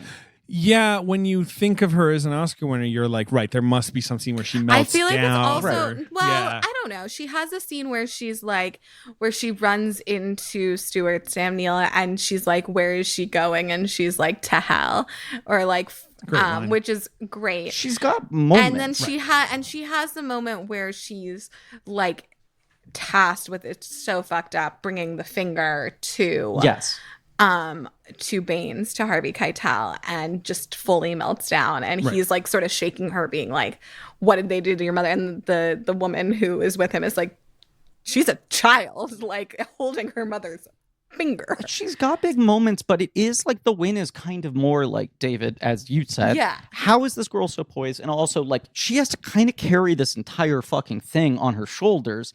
I remember the recently departed Peter Bogdanovich talked about how, like, the thing that he thinks got Tatum O'Neal the Oscar is that so much of that movie plays out in long one-er takes of the two of them. She's so good in that movie. She's so good in that and he's movie. like, the fact that I'm not cutting around her, and that most child performances people know, you just get a lot of shit and you put it together in post. Yeah. That it's like, here's a 5-page dialogue scene. Was he wearing a cravat when he said this, though?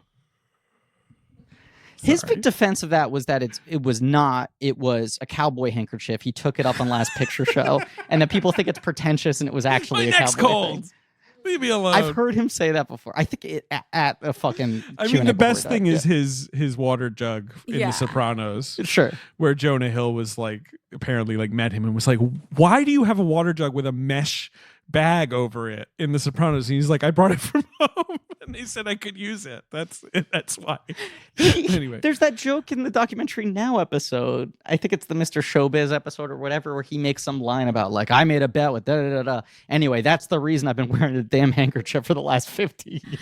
It's funny you bring up Tatum O'Neal, because I do. That is like sort of one of the other, because like in the sort of chapter that I talk about kids, it's like this idea, and like, because it's about fashion, like this idea with Tatum is this like little girl trying to pretend she's something that's not a little girl, and her whole life is being forced into this, and she chooses the tux because it's because she was in awe of Bianca Jagger, who her father fucked at the time, and you know, and the whole story around it is so sad, because it's like, also she writes in her memoir that when she found out that she got an Oscar nomination and Ryan O'Neal didn't, he punched her. Yeah. well, he's a real cunt. He's like one of the worst people people. in American history. And Paquin is so interesting too, because it's like, and the whole thing about like the Tatum performance is this sort of like kid that's wise beyond her years. And the whole thing that's really interesting, I think, about the Paquin performance, not that they're like, is that Flora is a child. Like Flora is such a child. Like it's not like a Paper Moon performance where you're like, oh, this kid is sort of like a wise talking, like, you know, kid who's like above. Like Flora is a kid. She's doing the cartwheel. She's singing songs. She's bratty. all energy and chaos. And she's bratty in the way that a child is bratty. And her allegiances switch in a way that a child's allegiances switch. She says, like, at the beginning, you know, like, I'm not going to call him Papa. And then by the end, when she's sort of turning on her mother because she feels, you know, ignored by her, she's calling Sam Neill Papa. Yeah. And it's and she is like, that's what's sort of amazing about the performance too, because it is poised. It is like preternatural in a way, but it's the performance of a child. It's not mannered. It's not like I love Saoirse Ronan in Atonement, and obviously she's playing a very like sort of calculating character in that. Yeah. But it's a very mannered performance. And, Like, and it's Saoirse a very Ronan mannered movie. is notoriously one of those people who like is like Dakota Fanning or whatever, where it's like from the youngest age she showed up on set and had the intensity and intelligence of an adult. She was just a little adult, little actor. Right. Exactly. Right. Yes. It was a very psychologically thought out process. Tremblay. And you're saying like, yeah, absolutely. But that Paquin sort of like, I didn't know what the fuck I was doing at that point in time. Yeah.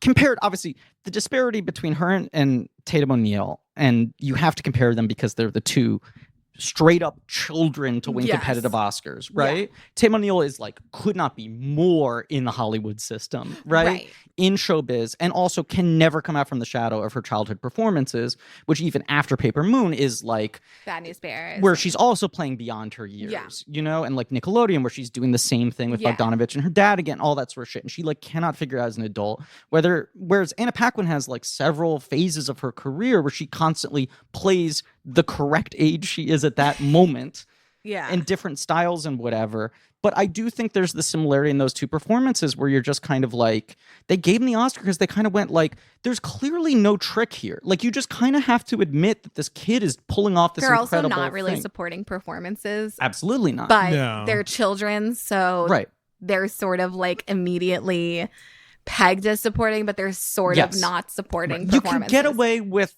the Paquin thing because she's literally supporting her mother. It's kind of like the Brad Pitt in Hollywood thing where it's like, well, he is on screen all the time, but he says like, I carry your bags. Well, I am supporting. And she's second lead, and they're the same gender, and there's already a Best Actress candidate. That's also true. The fucking Paper Moon one is more egregious, and it sets a bad precedent, right? For like any younger actor to be put in supporting, because she is the lead of that movie. But I do think like Kovanzane is a great example of like, that's a very striking performance. But I think everyone who worked on that movie would tell you like, and publicly have done so, like, that was a very improvisational movie. They shot a lot of footage. They cast her based on energy. And that's a child that's reacting to a world around her. They're capturing that movie's a thing. being made in this very chaotic way. But this movie's crazy. Like, I wonder what Jane Campion's directing style was on it. Like, you think of this as such an epic movie because of the period setting, but it's not really. It really just has like 3 to 4 locations. It's right, but it's also, like the beach location. It looks feels so good, right? Yeah, it feels so sweeping, like that. That image of them on the beach, but it's like. Which is the sense she wants you to get. It's like, these people are fucking landing on a beach. It's the ends of the earth. Yeah. They've come from Scotland. God knows how you would get from Scotland to New Zealand in the 19th century. I mean, I know you like take a boat. But like, it's crazy. It's so far. Yeah.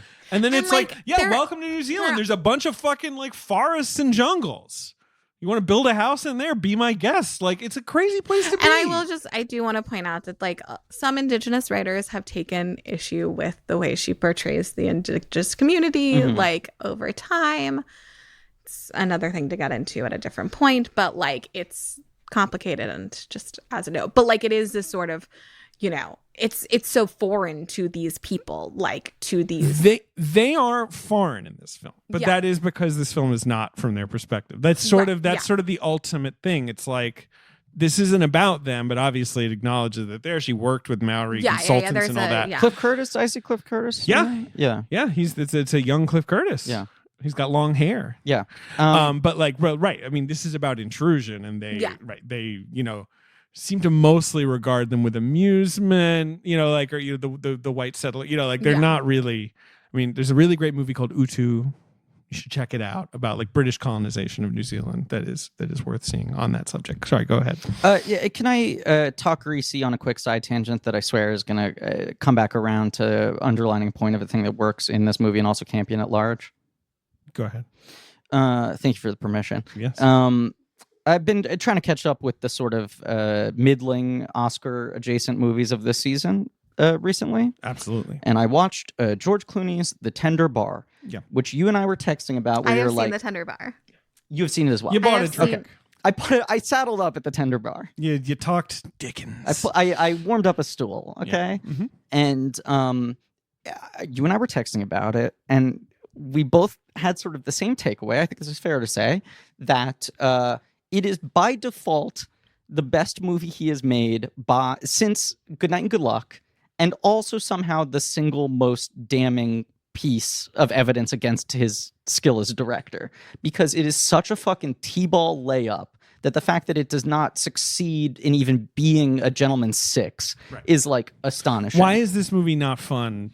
Absolutely. Yeah. And you're like, this should be. You want Ben Affleck. Like, Ben Affleck is great in it. He's great. And you want him to be like, you're sort of rooting for it because you're like, this guy is playing a fun guy. Like, Absolutely. And he's doing a great job. And this you should want be the to hang most with him. watchable shit in the world. Yeah.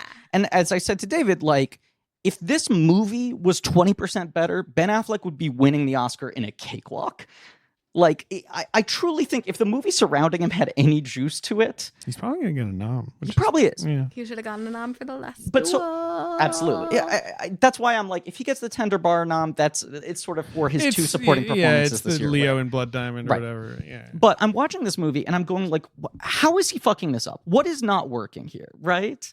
And a thing that sort of jumped out to me is just like every single performance in this movie, save for Affleck maybe, feels like a first take performance, right? I'm not implying that George Clooney is Clint Eastwood and does one take and is like, we're out of here, right? But when you talk about David, like, what does a director do? Like, what is it she's doing to get these performances out of them, to have actors talk about her in these reverential terms, right? Sure. And so often it is hard to quantify what directing is. And I think often people in the general public who don't know that much about filmmaking just think about it as like visual style, which only jumps out to them that the visual style is very loud and unique, like your Zack Snyder or some shit, right? Or are the performances good, right? Like they just think about directors working with actors. There's a thing my mother told me when I was young that always stuck with me, where she was like, the way you can tell a movie is well directed is if every performance in it is good. She was like, that doesn't happen by accident. There could be good performances in a movie that was poorly directed and the actors kind of took over. But if every single person in a movie is good, like a movie like Spotlight, where you're just like, every guy who shows up for 4 lines in that movie crushes it, right? And watching Tender Bar, it's just like, even Affleck, who's pretty fucking in the pocket, every scene feels like Clooney failed to find any other additional interesting layers. He failed to find any way to throw it off the hump, put some weird energy in there, to make some discovery. Everything feels like the most surface level reading of, well, that's what you would do in this scene. That's how you play this character, right? And Campion, every single scene in all of her movies, I would say, or all the ones I've seen so far at least, there's always just some odd thing happening there.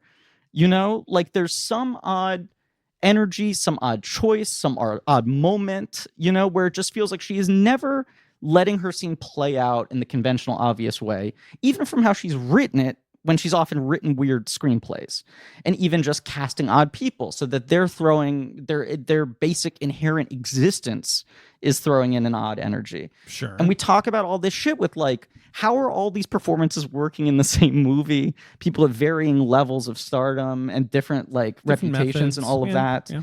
But it is that thing where she's able to get everyone on the same page, and in every scene add some odd fucking some layers that make you lean in and go like, what the fuck's going on here? So if we can get horny for a second. Let's get I've him been waiting. Because this will also circle back to my pin and virgin. Of course. Your virgin pin. A virgin. The virgin pin. The virgin pin. Is this the first Oscar-winning movie with butt play in it?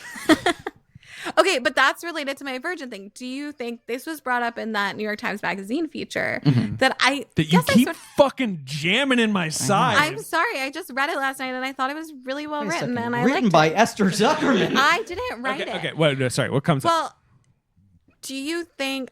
I guess I hadn't thought about that because I thought he must have fucked at some point. But like, do you think Sam Neill's character Stuart is a virgin? I don't know. I mean, Because in that article they suggested that he was a virgin. I was like, Oh, he's so freaked interesting. out by.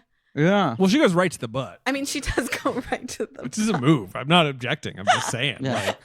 And he's like, I don't know. I mean, there's certainly like, right. There's like, he's very afraid of any kind of like intimacy or tenderness. Yeah. Right. Like not in a But way. he does want to grab her. Because But like he's got but the I sort think of that's only- male only- brain yeah. alpha thing of like, Yeah. you're mine, you're my property. But yes, I mean, not to to be essentially negotiating a dowry of it's like, look, she doesn't talk. She's obsessed with her fucking piano. She might has be a dumb. kid. She has a kid who's kid. like a whirling dervish. The kid's a lot. Do you want to take all that on board? And he's like, Yeah. yeah, sure. Like, so maybe he's a bit of an awkward fella. Like, if that's what he's, Right. he's I mean, like, it sure, keeps I'll take it. It's I fine. can't remember the name because Nessie is Genevieve Letman, Okay. and the other one, the other sort of maid helper lady, he keeps sort of like confiding in her, and she's like, "It's fine, she'll touch you eventually." Yeah. Yeah. It's So yeah, maybe interesting he point. is sexually inexperienced, I guess. Yeah. That's a good way to put it. so- And she does go straight from is this the only Oscar-winning movie? Well, with so- The butt first. play? The first. This is my counter to that. And What I are the I later don't I ones? don't have an answer. Sure, neither do I. Does Midnight Cowboy have implied butt play? I can't It remember. might. It might. Well, obviously, like, yeah, I It guess might. he's like, It might. right, but None it's of us not can say on what's screen. So I guess that, we don't know what fucking they do in Gone with the Wind. Maybe there's butt play in that too. We don't know. Off screen doesn't count. I'm Sure. talking on screen. Sure. But anyway, no, I just sort of wanted to say that it's something. I said it to Esther the other day. Yeah, I know you've been thinking about it a lot. Yeah. David's been sitting on that one. I think this movie, we've talked about this on other episodes. How like Ben is just making the funniest faces right now. It's really good. Yeah, butt play. Do you like this movie, Ben? By the way, I haven't gotten a piano take from you yet. Do I like this movie? Like, how Piano. did you feel about the piano? Because you loved Sweetie so much. I did love Sweetie. Sweetie seems like a very bad movie. Yeah. It's sort of chaos Yeah. and Yes. dirty. It's real dirty. Hell yeah. And also like Ben's physically dirty. dated more than a couple sweeties in Yeah, his right. time. And has been a bit of a sweetie. It has been his time. right. Can you He's do sweetied the some can you other do the people's move on lives. the chair? Can you He's been a like sweetie. He's been sweetied and he's sweetied. I can absolutely do the move on the chair. I won't do it here because there's not enough space, but trust that's happened. But this movie, were you more perplexed by? Or? No, it made me feel a lot. Yeah. Finest film Hell critic. But yeah. it's You find this one what? I said our finest film Oh, fine, critic. fine. but Sorry, it's sorry. not straightforward. This is the thing. And that's why I broached this with you. Is I was like, this film is really hard to describe to this day. Yes. And I think I've said this on some other podcasts, but it must have been. I remember at the time, it's like Schindler's List. What's that about? The Holocaust. Well, this Spielberg guy does austere who saved Holocaust. Yeah. lives by putting him but right, like, okay, Sure. the piano. What's it about? So she like is married to about off a to woman's will. someone. She's got a piano and she's going to trade the keys for sexual favors to this other guy. Like, it's just hard to describe the piano. It's about a woman's will. It's about a That's- woman's soul. It's about the sky. It's about the sky, but that's it's a little bit about the sea. But that's why I keep on in my brain going like, this has to be adapted from some indecipherable novel. Like, it feels like this movie Right, is her some taking on some novel where people go like, internal you could novel. never adapt to this. think about like her work, and like it feels similar to Power of the Dog, which obviously we've had to Is based on a novel. right. which is based on a novel. And the novel And we've is had- semi-autobiographical. Like, there's like two and you've layers. had, but you've to it. had to sort of like describe. Like, I feel like writing this year, I've had to describe the Power of the Dog a lot, and it's like, Very difficult. well, it's about a macho cowboy who makes life hell for a woman, and also his psychosexual relationship with like her son, and it's just like it's But It's just hard also, to not, if like, you describe. describe It's it that hard to way, you're loading ma- people with the wrong expectations. Right, exactly. It's sort of, it's so like, to boil it down to like, when you have to write like a here's what to look forward at the movies to this weekend thing. It's like very hard. But Sweetie's the same way. Like, you could describe Sweetie and make it sound like Yumi and Dupree, and then someone would watch it and go Right. like, what the fuck is this thing? Yeah. This is what I was going to say. I know I have a tendency to read Roger Ebert quotes on this podcast, but it's just, He often could turn a phrase. and I just think was good at his sometimes job. he has a way of just cutting through to the heart of something so cleanly. Yeah. But this is the line from his review that really jumped out to me. Because almost anytime we cover a movie on this show, I look to see look at Roger old Ebert's Rogers' take, review. yeah. He wrote, "The piano is as peculiar and haunting as any film I've seen. It is one of those rare movies that is not just about a story or some characters, but about a whole universe of feeling." Thank you, Roger. Very similar to Ben's take, right? Yeah, it's a lot of feelings. Like, and much like you're saying about Power of the Dog, you're like, okay, I get it. She's here against her will in a way. She doesn't really want to be married to this guy. She wants her piano. That's when she's happy, playing her damn Michael Nyman. She's playing her, her ditties on the piano. Sure. And then it's like, but then like, would you see like the whole thing of like Harvey Keitel being like, give me the piano coming. And then like, no, I'll trade you. Also describing Keitel's character. Yeah, it's also very hard. It's like fascinating and hard to decipher those motivations in those moments and like the tension between them, because it's like he takes them down to the beach, watches her play the piano, becomes sort of consumed and fascinated by it. He decides to bring it up. He knows he like has this sort of plan, and at one point, like there would have been a way to sort of like make this movie where it's like, this guy's a super fucking creep. That's the thing. You think that's what it's going to be. Of course. And he's like, you play the piano while I like do stuff. And you're like, the fact that he says do stuff, like, do things that I enjoy, I think. Yeah. But also just even his introduction, is like, wait, is Harvey Keitel playing a Maori tribesman? And you're like, no, he's like an expat who's like gotten very obsessed with their culture. Yeah. Like his whole existence is confusing. Who has a wife. Yes. Who has a wife in she Hull. lives in England, in Hull. Yes. In Hull. Right. But he's got a like, picture of her in his wallet, and she's a model. He's sort of...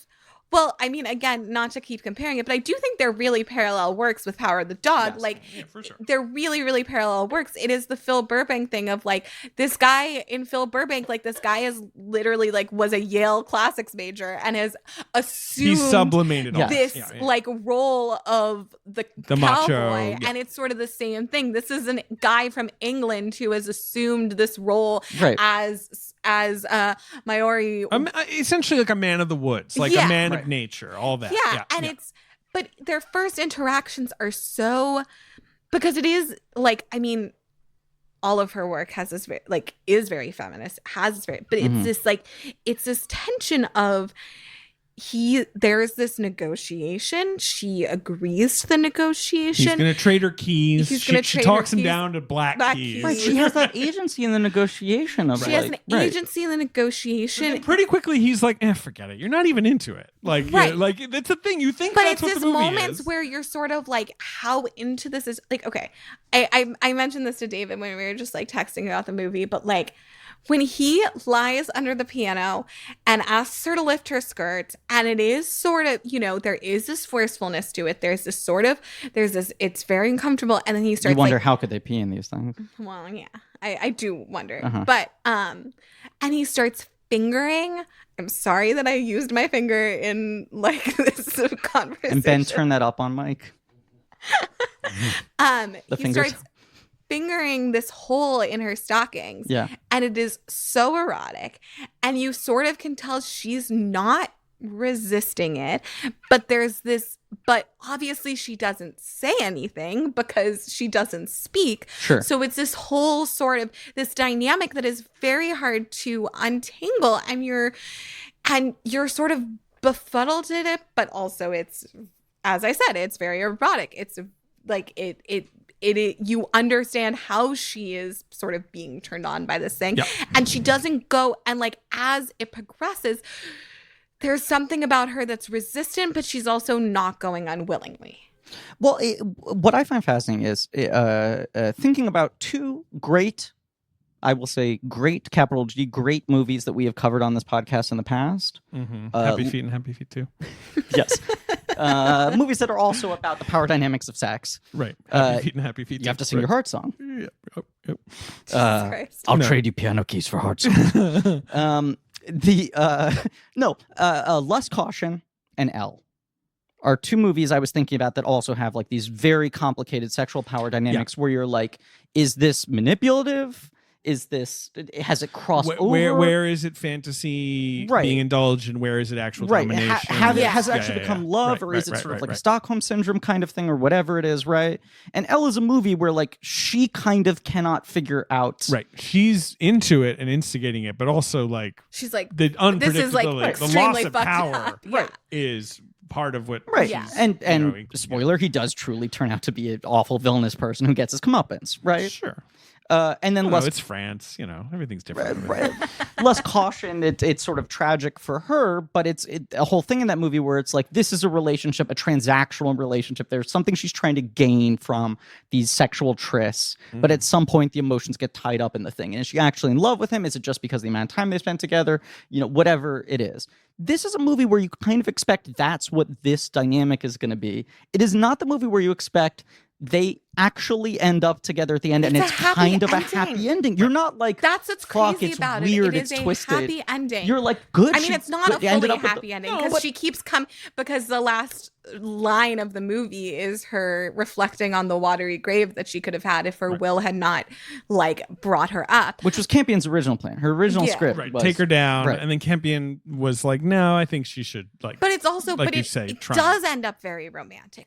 It makes this turn where she realizes that this is what she wants. And it doesn't feel like it's just wires getting crossed. But can we also talk about the fact that their first full sex scene is almost entirely filmed from the perspective of Sam Neill, spying. Under the floorboards? Under the floorboards. Pointing at Ben. Big time peeping. He is peeping under the floorboards. Yes. Well, he's in a ditch. But this peeping. The whole mystery of her character, right, is she doesn't even know why she doesn't talk. Starts out on the porch. She had a relationship with a piano. Real porch classic. With a piano teacher. Shut up. Right, who there's this intimation that the relationship with the piano teacher that she had was how. Well, it's probably how Anna Paquin came around. She talks about Anna Paquin says, "Tell me the story of my father," and there's the weird cartoon and all that. Yeah. That was someone maybe getting close to cracking the mystery of this person, and then whatever, giving up or fleeing or it not working out. So that's part of what's going on at the end there, right? At least this he that's the tension that you're he has to be aggressive or coercive in a strange sort of way to start chipping away at her shell. Sure. What? Well, he's nonverbal. I think that's the he Much can like express her. himself like her, non-verbally. He can't read, as he says. That's not his thing. Yep. He reacts to her playing that's not my thing. I think he says it's not my bag, baby. He reacts to her playing the music because that is a sort of a non-verbal way of she's expressing herself, and he obviously Sam Neill, obviously a learned guy or whatever. Right. He has no concept. He's watching her play the piano. He's like, how am I going to get this fucking piano up a hill? He's not she seems different when she's doing this. You know what I mean? He literally thinks there's that moment where he asks, I should find this character's name. His sort of companion, not Nessie, because Nessie is Genevieve Lemon, but the other woman, who he asks her, before they get the piano up, they make the piano off the table, and and Flora is singing scales and singing a song where he's like, she's like, is this a red flag? Yeah, well, she was playing a table. Yeah, she's playing a table. Is she is she not mentally on their follow-up question is, well, was any sound coming out of it? And he's like, no sound. She's straight up just playing a table. They're like, it wasn't a musical table. They do ask that follow-up question. Yeah. They're like, but clearly there must have been some sort of organ component to the table. And it's and he's just the only way he can sort of understand the idea of this woman is that she must just be fucked up. You know. But he doesn't want to try and understand. She is of course, slightly fucked up. Yeah. But he thinks she must be sort of mentally disabled. But she's slow. Right. I mean, it's one of the things that is interesting and savvy about casting Holly Hunter, and that firecracker spark plug element that we talked about makes her an unconventional choice for this role, is that so much of the dynamic is mute woman. He's like, yeah, I'm fine with that. Kid, I'm fine with that. And the subtext seems to be, yeah, she'll be subservient. She'll be grateful. Totally. This is an unwanted woman. She'll run my household. She's damaged goods. And it's he's in New Zealand and pioneer time. And then they're who else she might be dumb, and he's not a total turnoff.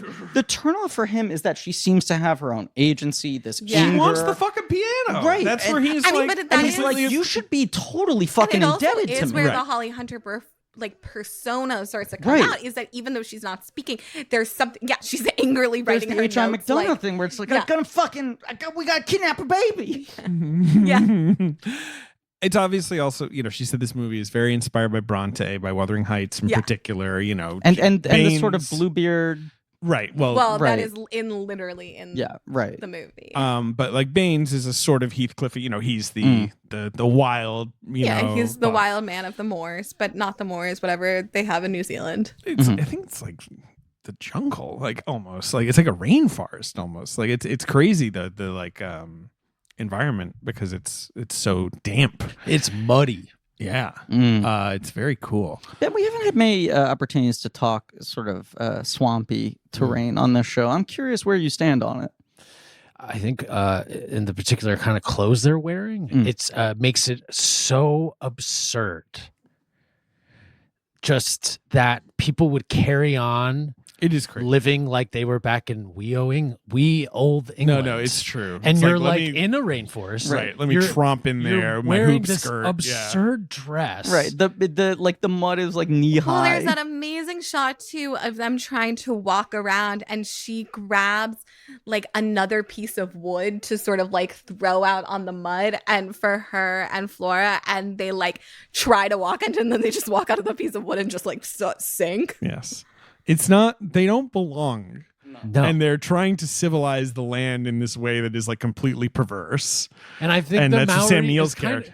They're kind of like, what are you fucking guys what doing? Are you guys doing? Like, this is insane. What is this shit? And like, yes, that's why, this movie is not really about like the rape of a country that that England carried out. Right. There are other movies that are, explicitly about Jennifer that. Kent's movie. The Nightingale. Nightingale, which I That was a good love. movie recently. That's true. I'm not Australia, not New Zealand, but very similar. But New Zealand is very let's specific. say not for the faint of heart, but it's one of those things where it's like if you're gonna make the movie that's about that, that movie is as unpleasant to watch as The Nightingale. Yeah. If Jane Campion, I'm not excusing it, but if Jane Campion was addressing all of that more explicitly in this film, it would overpower everything else she's trying to say. Because Nightingale is a movie that is totally consumed by the sort of horrific. Anyway. It's right. Just and that's why Sam Neill's character is pathetic in many ways, right? Like it's like what he's trying to do. He's like trying to make a mark on the land in a way that just feels like pointless. Yeah, and then there is that argument about the land, and they're like, he's like, why do they want it? Like what do they want with this land? Like what is it even like? What even gives them claim to it? Right. I love that moment too where Keitel offers the land and he's like, but it's like some swampy shit, right? It's like marsh shit? What are we talking here? I mean, but like this all testifies to like Sam Neill's impotence. Yeah. Right? And then, she's off with fucking Baines and he also kind of lacks status that he ended up there. Right. And now has found himself having kind of a little bit of money, but still he is so weak and impish. Does that make sense as a read? Absolutely does. Because there's the whole colonial sort of era to this movie. And then, her character too. And we've sort of touched on this, but it's just like she has so much power and yet lives in a time where women don't really have any power. Yeah. No, but she is. Which adds to the confusion of the piano is ultimately what she wants. But then Keitel and her relationship and that whole dynamic, I mean, it's so nuanced. One thing I want to, this is from the dossier. We talked about on the Angel at My Table episode how that's such a colorful movie, right? And she wanted to emphasize how like bright and green New Zealand is, right? And Sweetie looks like Babe Pig in the City, right?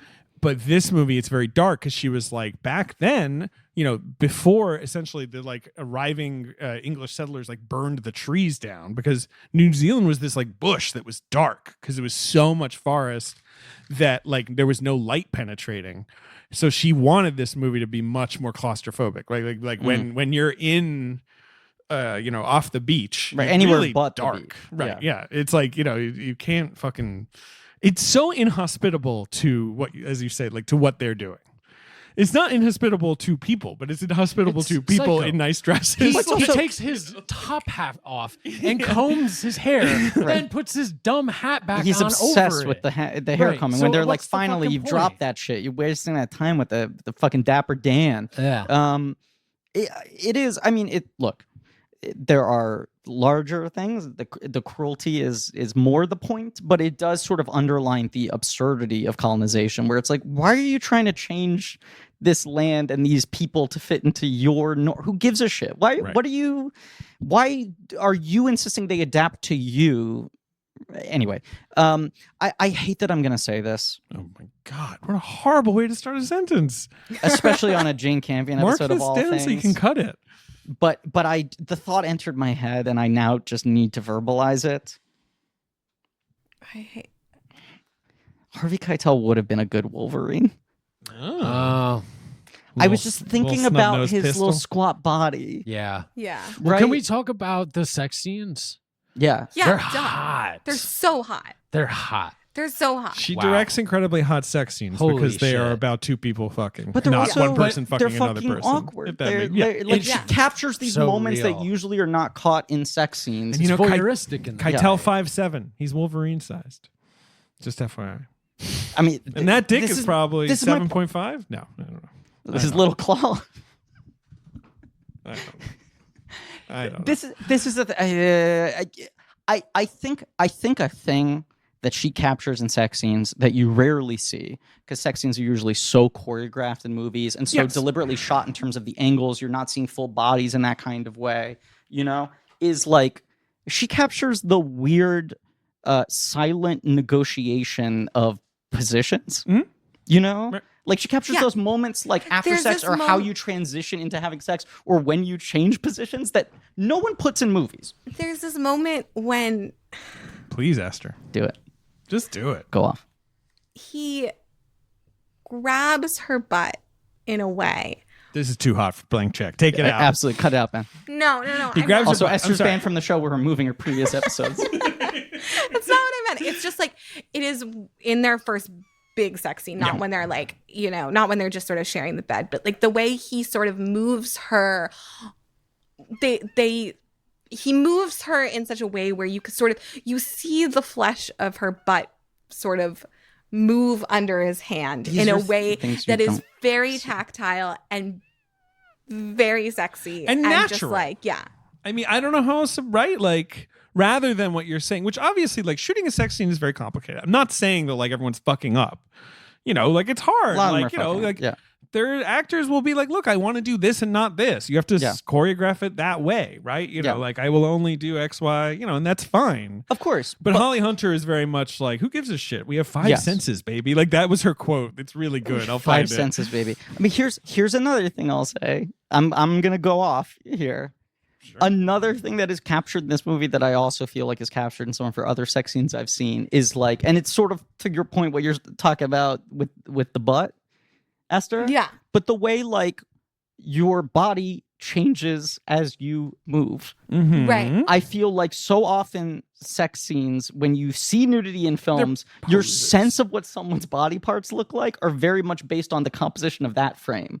And like the first time they lie naked together, it's such like a long unbroken shot where you're like, oh right, the physics of her body change depending on her positioning and the speed at which she's moving, Yeah. which is stuff that like sort of unconsciously registers in your brain of like, oh, I'm watching two actual people having some sexual encounter rather than the sort of like choreographed, stylized Skinamax style representation of. Yeah, I mean, it's Sex. like she's obviously not filming actual sex, No. but there's a way that, like, even when Do it.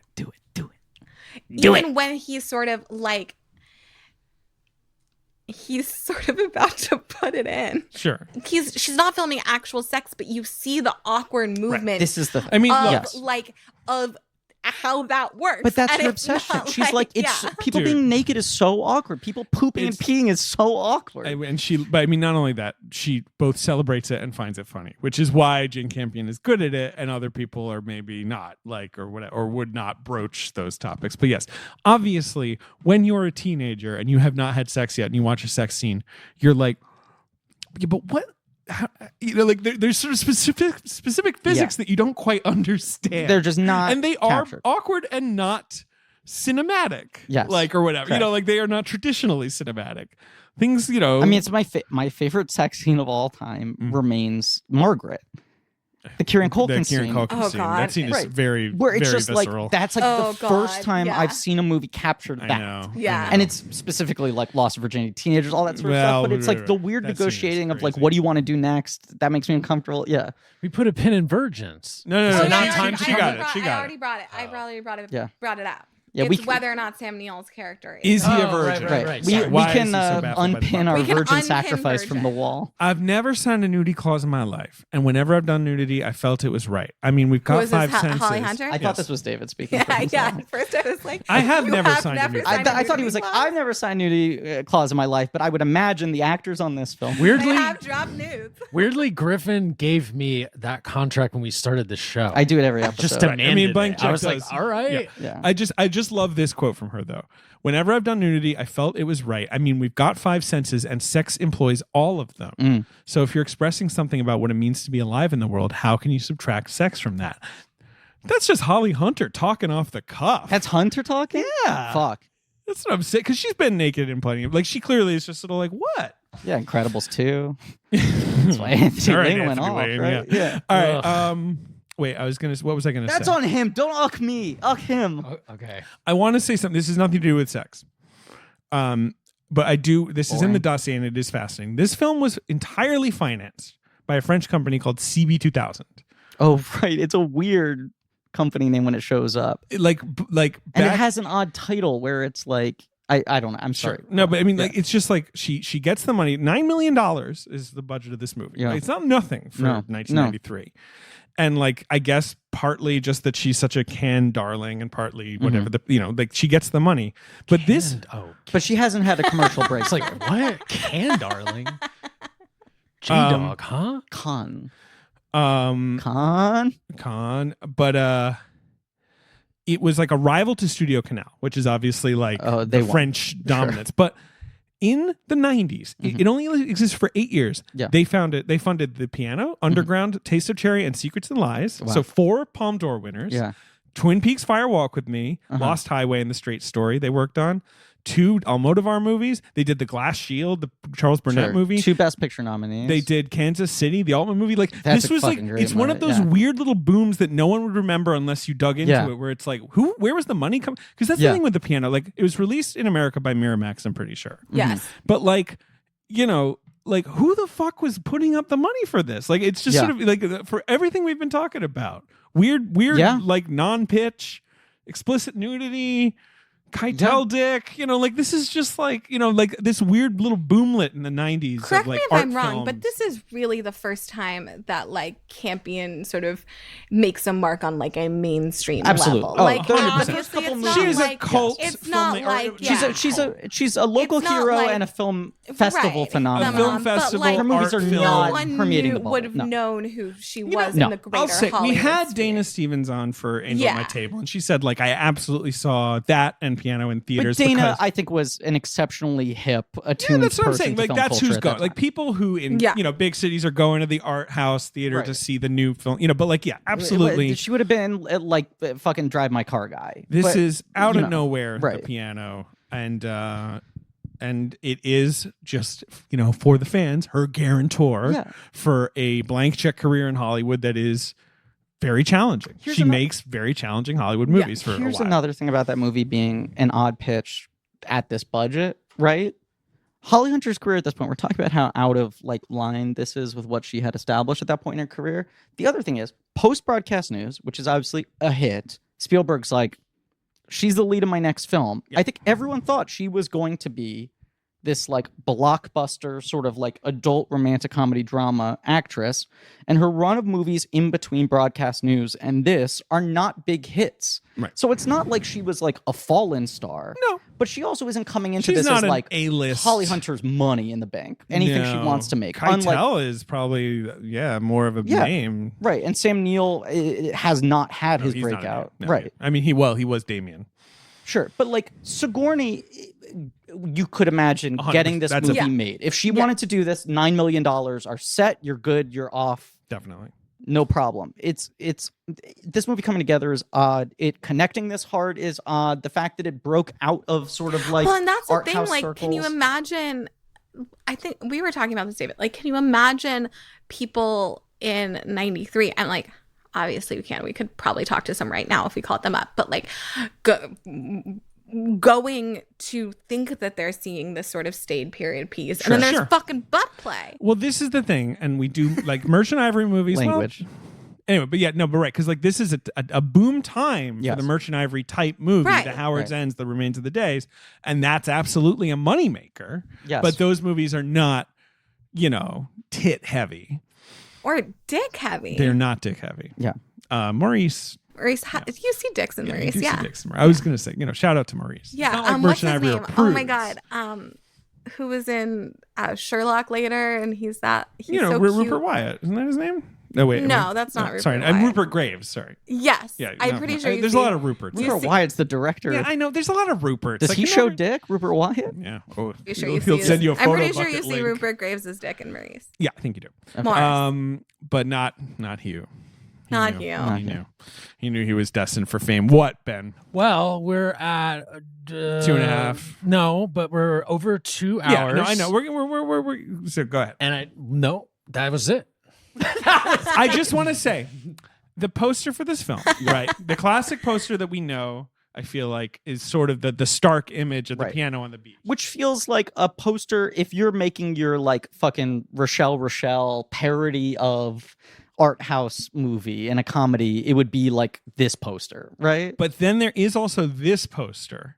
Sure. Yeah. That is, I feel like was also used, which That's is the just one like I'm But more also it familiar makes it look with. so much happier. That's what I'm saying. It's funny like- that they're trying to yeah. sell it on like to Holly describe and this Harvey. to describe this poster, It's she's like- smiling and he's kissing That's her. the She's Miramax thing, smiling. though. He's kissing her. It's got a winner, best film, Cannes Film Festival over it. Harvey was the fucking Looks like fucking chocolat. Basically, Harvey was the king of this. Yeah. Whatever difficult fucking movie He's gonna he squeeze had, it. He somehow made it look like a gentle romance or a comedy. He takes the Play-Doh. He's gonna push it through the star shape.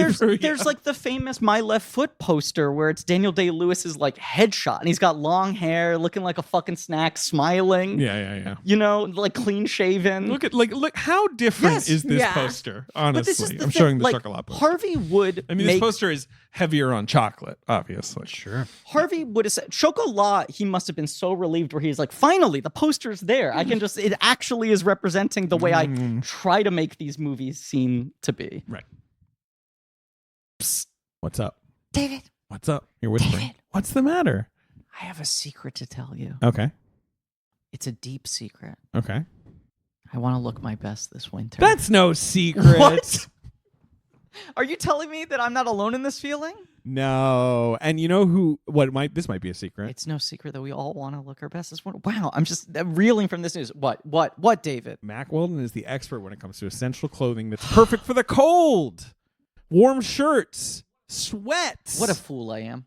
And they've got that daily wear system. You know about that, where all the clothes work together, right? Yeah. You know what I did recently, David?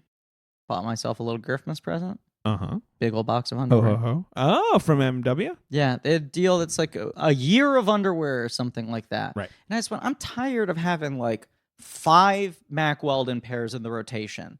You want to just completely overwhelm me. Because I'm like, it's laundry day, and what am I? What are these rags I wear around my tush? You know, give me Mack Weldon. The MW. Look, they've got that warm knit collection. They've got Yes. great Ace sweatshirts, They sweatshirts, They're great. and sweatpants. Oh, I love them both. Perfect for your winter wardrobe needs. Perfect. They're, the sweatpants, they're very soft. You can wear them in. You can wear them out. You can. If you like warm clothes but hate to sweat, the warm knit, they use your ding, body ding. temperature to keep you warm without the weight. Yep, that's what I love.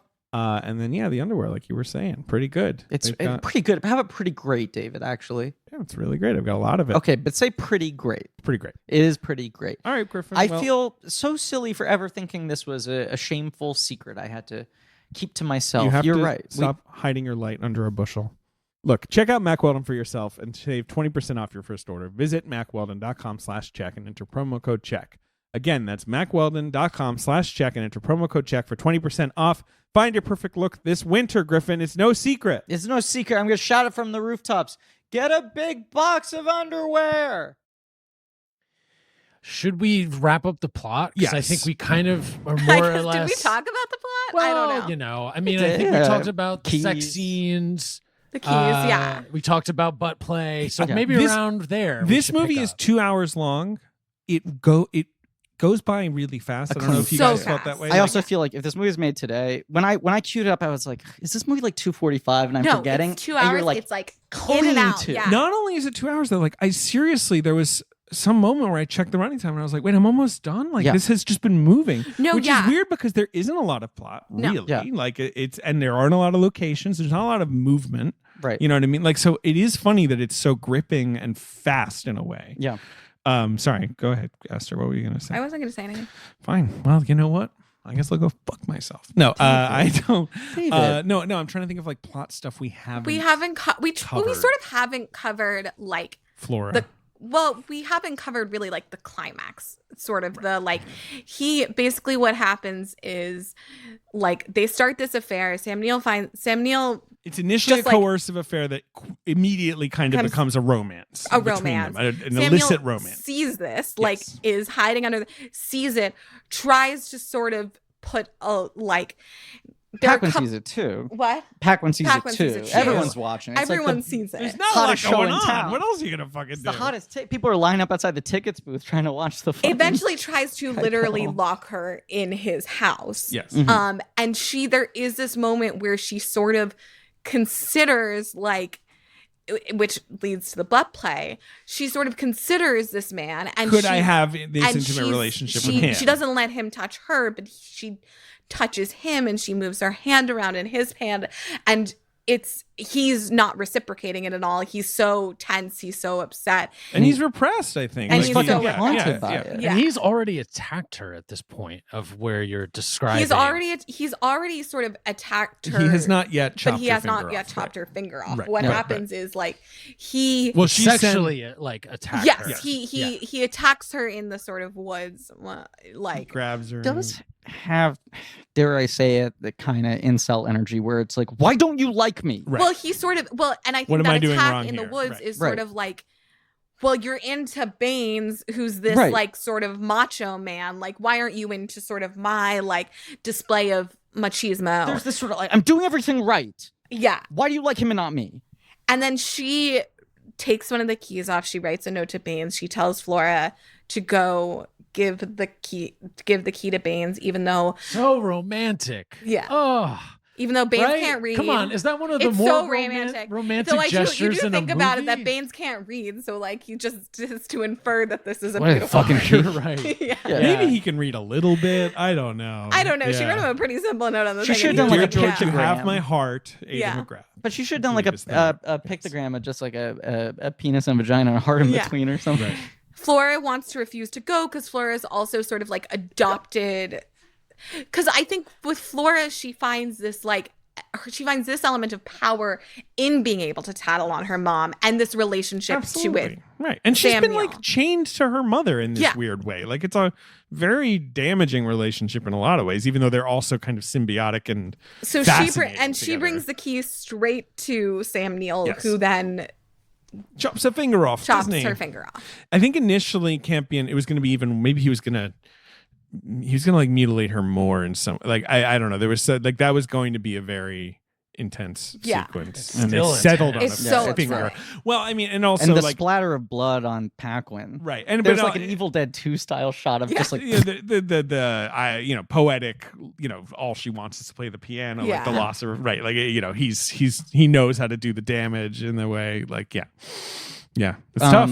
And Neil is scary in that scene. He is. Yeah. Like that switch Neil- flicks Neil's and he goes really off. He goes I mean, Damien. look, Neil is great at being scary. It is all the more surprising that he was chosen for Jurassic Park and that he works so Well, well because in he's that scary movie. at the beginning of Jurassic Park. Sure. threatening children with Yeah. velociraptor It's claws. like- Yes, the fact that he's able to warm up that much Yeah. is surprising. Because he hadn't really shown that in his career up until that point in time. We haven't touched on the sort of supernatural element of this movie, which is sort of for much of the film played as sort of just like Anna Paquin's childlike interpretation of certain things. There's the story where you have that one weird shot of animation about the lightning striking. Yeah, And, I love that. Right, that being the cause of the muteness. But there's a thing also where Sam Neill goes kind of mental, believing he's heard her voice in his head. And he Well, goes to and Harvey that is Keitel, and what- Keitel thinks he's trying to start shit, and he's like, no, I just genuinely need to know. Does she whisper to you? Because I heard her voice and I looked at her lips and they weren't moving. I don't know what the fuck is going on. But I love that because it, but that's also the key to Sam Neill just being like, just get out of This here. isn't- Just, right, just yeah. this is like, just both of you get out of here. He's so obsessed with her muteness and with her not wanting, like her force fields, like her not wanting him in any way. And that, yes, he's going to start just hearing her. Sure. Like, or whatever. Like, that's how I've always interpreted But it is also this moment of like, have you ever heard her? And Baines lies to him because she does whisper to him in bed. She whispers something to him Of course. in bed. And then he says, I heard her. She didn't speak. And it was about her will. And it's about, I was afraid what my will she's would lead. crossing some sort of Yeah. psychic barrier because she needs to escape. And you do sort of, by the end narration about Will, you are sort of led to believe something got through to him, But am I misremembering that there's a thing about another person having heard her voice at some point? That actually, it's a piano teacher. Right. Thought that he could sort of hear her in his head as well. Right. You're also thinking about the fact that Baines keeps remembering being in this water tank and having adamantium injected into him. And this guy is like, don't worry, Logan, you're going to be just fine. I'm a southerner. I'm like, who's our current Harvey Keitel? Like, that's how you solve for current day Wolverine. Or just cast old man Keitel. Yeah, just do it. I was like, we're going in a different direction. We know Hugh Jackman owned this role for 20 plus years, but don't worry, we've got a great successor.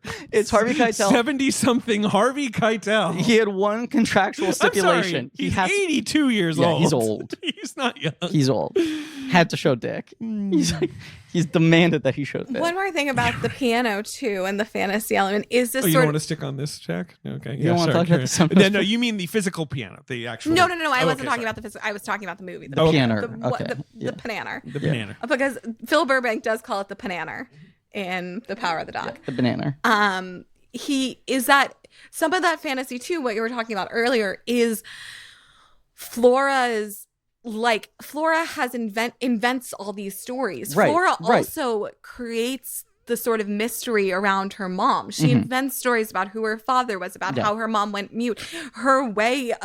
She mystifies her mother to the public almost more than her mother does. Right. It's not real sign language either, really. No. No. It's some kind of hybrid. Well, because they're right. There's no way they ever learned American American Sign. invented. Right. They just have their own means of communicating. But I think Yes. she's elaborating a lot. Yeah. Oh, yeah. Because she'll definitely. only do a couple of movements and then it's like this whole thing. Yeah. It is, but that is so out of a Victorian novel. That weird dynamic. It's so good. But we have to Yeah, talk that's a about good briefly talk about the have to talk about what. the very end. Just Of course. the not the very end actually. The The water. piano. The overboard. Yeah. Yeah. This is the thing when you read Pananer. The banana. look, Well, Jane Campion is go ahead. quick. When she is sitting in the mud in the rain after losing a finger, I was devastated. Yes. She it's is very, it very is powerful. it's such a powerful moment with an actor. Man, I love when things cut through to Ben this much. When you can see this there's a is- look in Ben's eye right now of just kind of how hard this hit him. This is emotionally. one of the great works. This movie. Ben. Oh no, Ben Possibly. Yes. I'm Ben one of the Hasse great is works. But, as well. it's up there with the I piano. think Campion probably sells herself short or has a sort of self-deprecating way of talking about this sometimes because obviously she had this movie in her head in some way for so long. But Yeah. then when you ask her about the ending, she's like, yeah, we didn't really know what we were going to do. Yeah. And then I think it was Jan Chapman, the producer, who's sort of she still works with her, right? Didn't you meet Jan Chapman? Or am No, thinking- I met Tanya. Right, I guess that's it. But Jan Chapman, who did the piano, who produced this movie, was the one who suggested, well, what if the piano goes overboard and takes her with it?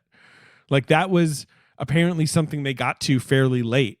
That obvious sort of poetic, that she's still tied to this, object that is going to kill her, and then her will triumphs, like you said, Esther. Yes.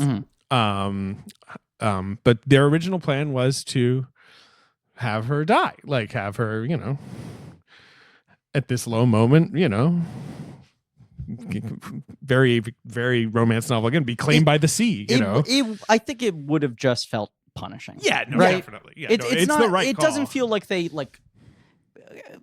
they went with a happy ending of uplift. I think it would have felt No. artificially The last thing she wrote. oppressive, like performatively dark to just have her die on top of everything else. Because it's also because it is about like there's her dialogue about choosing to live and her will is it's not uplifting. It's this moment like in that moment I chose it. Yeah. In another moment, it so leaves the opportunity that like in another moment maybe she wouldn't have chosen it. But like she has agency. But she's whereas before right, that robbed could have of been an choice escape. for Yeah. most of the Right. time. Right, and yeah. the fact that she is constantly brought back to that moment. She talks about that is the true last line of the movie is she can't get over this image of not just her piano at the bottom of the sea, but her body floating over the piano, and it's Griffin is just showing got a up pic of Anna a little with her pic of- It's Oscar. Anna doing like the red carpet, turn and repeat, small repeat, whatever, after backstage after you win it. But the look on her face is still like just like Jesus fucking Christ. Yeah. They gave me an Oscar. Sorry, I just pulled it up while I was checking a thing. Well, wait, Esther, did you finish your point? Sorry. I believe I did. Okay, good. I mean, look, we could bring this up in other episodes, but I want to say it now while I'm. Oh, that's nice. Yeah, the three amigos. It's so wild that in the year of total Schindler dominance, Yeah. like that was obviously Yeah. the big narrative of that year. Spielberg finally wins his Oscar. These three like amazing women also win for this But like also incredibly esoteric the movie. year that Tom Hanks becomes elected Tom Hanks. president of Hollywood. And fucking Jurassic Park has Right. has become #1 movie and it's of all all time. it wins all Right. the technical Yeah, shit. Like that's such a seismic year at the Academy Awards where you're like, this is minting the Miramax like Yeah. dominance of the '90s. It's the final like victory lap Spielberg's for Spielberg. legitimacy, yeah. It's the anointment of Hanks. It's wild. It's wild. You have someone almost break the record for youngest winner ever. A person I just want to shout out quickly. We could shout her out in later episodes, but I'm thinking of it now and I don't want to just pin it for later and then forget about it. Janet Peterson, who functioned as both costume designer and production designer. A I lot don't of know her what films. In my head I said the great Janet Peterson.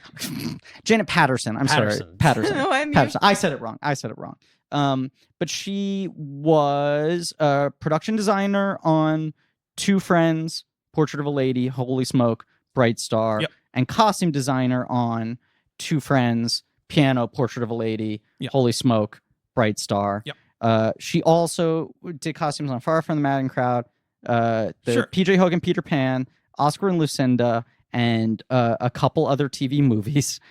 She has very few credits overall. She died in 2016. Mhm. She had 4 Oscar nominations, Yes. 3 of which were for Jane Campion movies. She Yes. rarely worked outside of Campion. And her IMDb just says she's a specialist in period costumes from the 19th century. All 4 of her Oscar-nominated films are of that era. A noted recluse who rarely does interviews or attends award ceremonies between jobs. She returns to quiet home life from her family. I just think it's a fascinating career.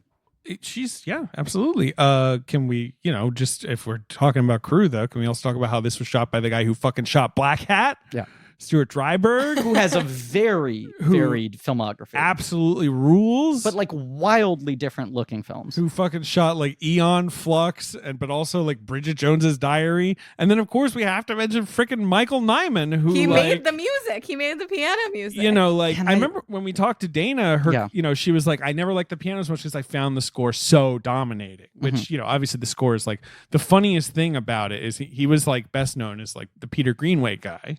Sure. He'd worked on Peter Greenway. And she comes to him being like, I want you to write this music that's going to express her feelings, right? Like, this is going to be so crucial to the emotions of the movie. And I think you're perfect for it. And then apparently there was a slight pause and she says, I don't want any of that Greenway shit. So like, it's because it's like you're hiring this guy, but you to not do what he's famous for. It's so crazy. And he's like, and it changed my career because then I have this other career doing much more like Baroque music. And like people thought I had sold out in my like weird minimal music, community. Yeah. Like, they thought like, what's he doing? Anyway. I don't know if I'd just been Dana pilled, but especially the first like 30 or 40 minutes of the movie, I was thinking like, oh, I kind of agree with her. The score's a little oppressive. Once she starts playing the piano again and a lot of the music becomes more diegetic, It worked for me, but the first 30, 40 minutes, it feels like they maybe go a little too hard. If I can throw out one Yeah, go ahead. criticism I had of the movie. No, that's it. Can I just throw out some disparate things that Dreisberg shot? Sure. Just like how fucking weird his career is. Yeah. So he does Angel at My Table. He does this. He does Portrait of a Lady, right? He does Lone Star in between. He shoots the pilot for Sex and the City. Dun, dun, dun, dun. He establishes that look that essentially transforms the next 25 years of New York City, where New York's like, fuck, we got to look more like this show. Right. Every block has to look like Sex and the City now, right? Analyze this. Runaway Bride, Bridget Jones's Diary, Kate and Leopold. Post Sex and the City, he just does the run of all this fucking like romanticized city, stylish people. Aeon Flux, The Painted Veil, No Reservations, Nim's Island, Amelia. He does the Boardwalk Empire pilot, which is the like, oh, this is now what like prestige TV shows look like, the scale. He does the pilot for Luck, probably the pilot with the most horse deaths on set, I think. Secret Life of Walter Mitty, then Black Hat, Alice Through the Looking Glass, The Great Wall, Gifted, The Only Living Boy in New York, The Upside, Ben is Back, Men in Black International. That's a fucking weird career. Yeah, he's a cool guy. I don't know what to tell you. I love him. We should We're gonna play the the box office game, but we'll maybe do some final thoughts. Let's play the box office game. Ben's being very responsible this episode. I am being responsible. You're a good boy, Ben.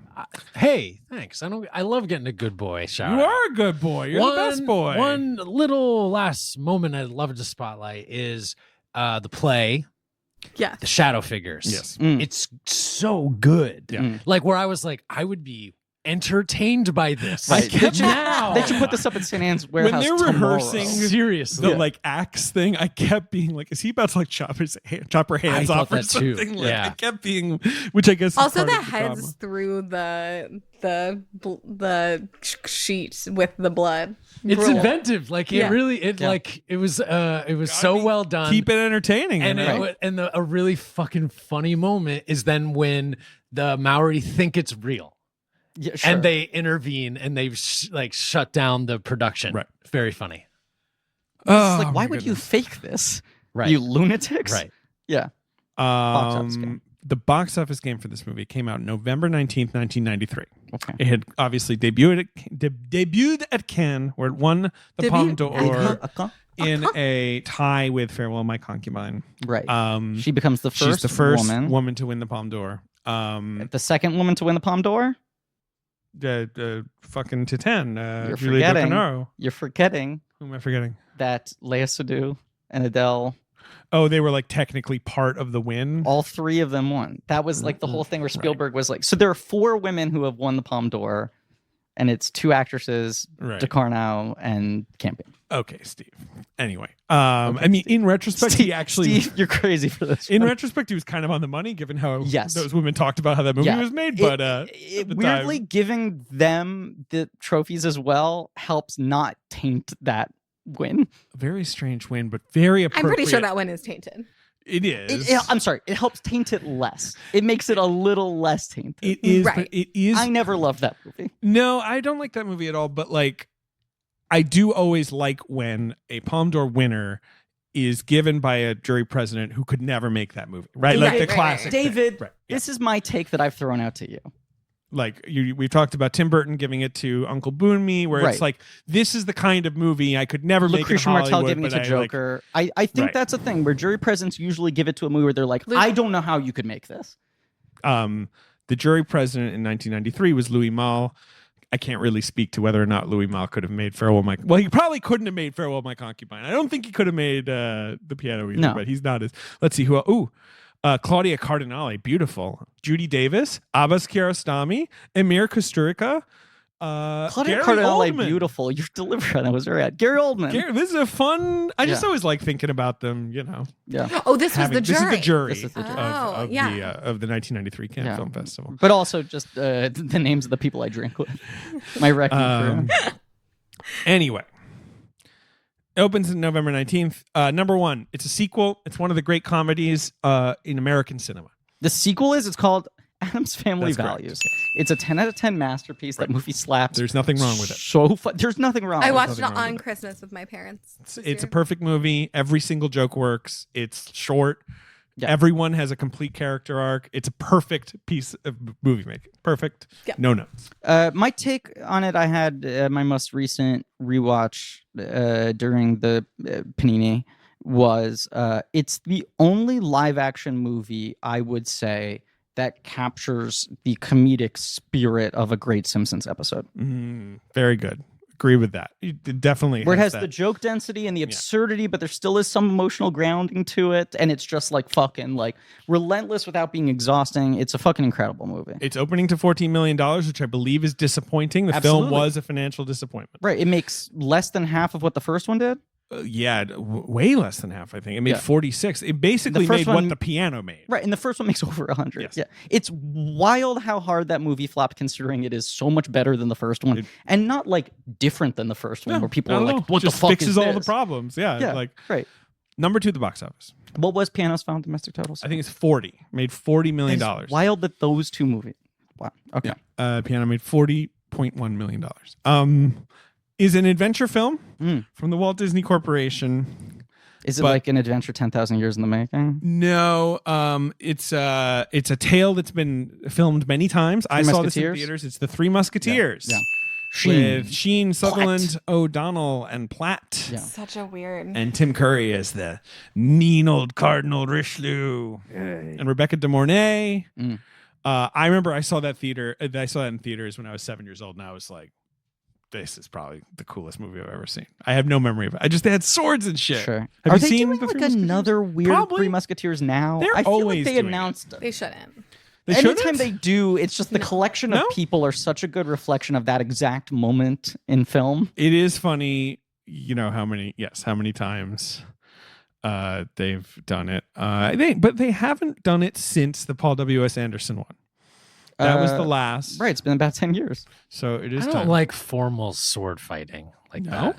It's too like I like You like casual. casual, I like just sort of casual like- sword Right. fighting. When they're sort of Swinging. like, bah, But you don't like a sort of. You like a back alley. Yeah. I fight. like The Last Duel. You've seen The Last Duel, right? That's No, where they're. that's- Ben. See, Ben. I know. Ben. I They're know. really I'm gotta see so, The so Last Duel. Ben. ready for it. Ben, Ben. it is, by the time they're fighting with swords, it is informal as shit. Yeah, Hell Ben, yeah. you need to make sure you see that before we do the Blankies episode. Okay. Yeah. Yeah, you should check that that's one. like Good high call. priority. No, good You call. have But, to. Yeah. But I disagree with you. I love formal sword Well, fight. because David loves rules. Sure, I just love like fencing. It's fun. David's favorite form Zorro, of fighting is fencing because it's all fucking Musketeers. rule-based combat. Number 3 at the box office is a crime drama that it was basically, I don't know if it was a big hit, but it was a movie that did fine. Uh-huh. It's like, Carlito's Way. it's Carlito's Way. You know what I mean? Where it's like, I'm quick today. you are, and it's like, that movie, I guess it's right after Pacino's Oscar win, Mm-hmm. but it's a great Pacino performance. I think it's big, but it's great. Coyote de Cinema picks it as the best movie of the 90s in like a 4-way tie. Whatever. Those Frenchies. But I you know, just saw that on the Wikipedia and I was like, really? I like went and sourced it with 4 other fucking articles they because I love was De like, Palma. They I know. fucking love It's just him. that's a weird one to pick. Anyway, and it's like, yeah, it's a good, I don't know. All right, number 4 at the box office is a movie I'm going to have to look up because it rings a bell, but I don't know. I'm searching if I imagined the announcement of a new. Okay. This is, it's like a super weepy starring your favorite actor. Me, Michael Mhm, Keaton. mhm. Is it My Life? It's My Life. Okay. I'm getting all of these. You are. I mean, I'll give you a good clue there, but still. Yeah. You pulled My Life. I've never seen that one. No. It's awful. he's dying of cancer and he leaves like notes for his children. The That poster seems- sucks. No, Shitty. thank you. Nicole Kidman is in this. I will say a movie I love, Isabelle Cosette's My Life Without Me. I know the movie. Yeah, that's interesting that you love it. Yes, very Uh, controversial movie at the time. Really? Why? Ebert wrote a devastating review that destroyed it. Yeah. Where he was like, "It is unfathomable that she's not telling her kids that she has cancer. I have cancer. This cannot. I'm morally this disgusted. cannot work." Wow. Like, and Yeah. that was a movie that had like festival buzz, and that review killed it stone Yeah. dead, and no one wanted to talk about it after that. It was crazy. I- Anyway, I- I've I never re- seen it. I've never seen I it. was on vacation in a foreign country. It's Sarah Polley, right? Yeah. She has cancer and she's like preparing her like. She's very young. She Right. lives in a trailer with Scott Speedman and her 2 kids in the backyard of her mom's house, who's Debbie Harry. Right. And she realizes she's dying of cancer. She doesn't tell her husband. She doesn't tell the kids. She doesn't tell the mom. And she just sort of like bucket lists, like, I'm in my 20s. I never really had an adolescence because I got married so young and had these kids so young that I want to like do the life experiences. I want to make someone fall in love with me again for the first time. She has this romance with Mark Ruffalo. It's a film I really like. Yes. And I think her immaturity is a big part of why she doesn't tell them, which is part of the whole thing. I was gonna say, I was on vacation with my family somewhere in some foreign country, and it was playing at a theater there. And I, unsurprisingly, when I would go on vacation with my families, regardless of where we were, would just be like, "Can we go to the movies?" So my mom took me to the theater there, and we're like, "What's this thing playing? This is Sarah Polley movie?" Like, it was like a year after it had come out in theaters and made no impact in the United States. It didn't hit. And we were like, this thing fucking rules. Why is no one talking about this? And the Ebert body blow makes perfect sense. Yep. But there's a sequence in that movie in which Sarah Polley records like 20 cassette tapes. Right. So that every year her daughters are going to have a tape to listen to after she's dead of a new year, a new message from her. That's one of the most emotionally devastating things I've ever seen. And then I found out like there's an entire movie of Michael Keaton doing that, and he's my favorite actor, and I still have never had the courage to watch that movie. I don't think it's good. I don't think it's good. Right. But yes, number 5 at the box office is a film about a dog. My Life Without Me, I like. No. It's a film about a dog. Is it Bingo? No. It's a funny movie about a dog. No, I've never heard of this It's film. not Bingo. I'm sorry. It's a horror film about a dog. Cujo. Not I'm Cujo. kidding. This is the first It one. looks I'm like not it's getting. going for Cujo energy, though. It's going for Cujo energy. Is the title of the film like the breed of the dog or something? No, but it's a common phrase for referring to dogs. I've never heard of this Good film. boy, Mad Dog. Rover, Fido. I want to show you the poster. Bite- It's so bite crazy. me. I'm going to show it to Ben first. Oh my It is God. a crazy Man's poster. Best Friend. Yes. Okay, it's called Man's Best Friend. This is okay. So we talked about this in Carpenter. This '90s trend of posters that were just sort of like distorted, warped This poster faces. looks like someone taking a picture of a dog like 1 second before the dog is mauling It's like a him. Primal he's like, Scream "Ah!" album cover. Yes, Yeah. yes. Nature created him, science perfected him, but no one can control him. Man's best friend. Wow. Great. Ali Sheedy, Lance Henriksen. I don't know. There's like a science dog that is on the loose. Okay. Other movies in the top 10. Nightmare Before Christmas. Hey, masterpiece Funny, that yeah. hopefully we'll cover soon on the show. Sure. Remains of the Day. A masterpiece that we probably won't cover as You don't soon want on to the do show. Ivory? We could. I'm just saying it's not as soon. Tinkle the Ivories? Selick we've been talking about for a long time. Yeah, Just would we like could- that. I did. It's funny. It's actually really number funny. 8, Cool Runnings. I'm realizing this was probably the first year I was going to see movies that weren't cartoons because I saw Sure. that. I saw Sure. Musketeers. I Yeah. saw, Number 9, Beverly Hillbillies. Feels like a movie Ben might like.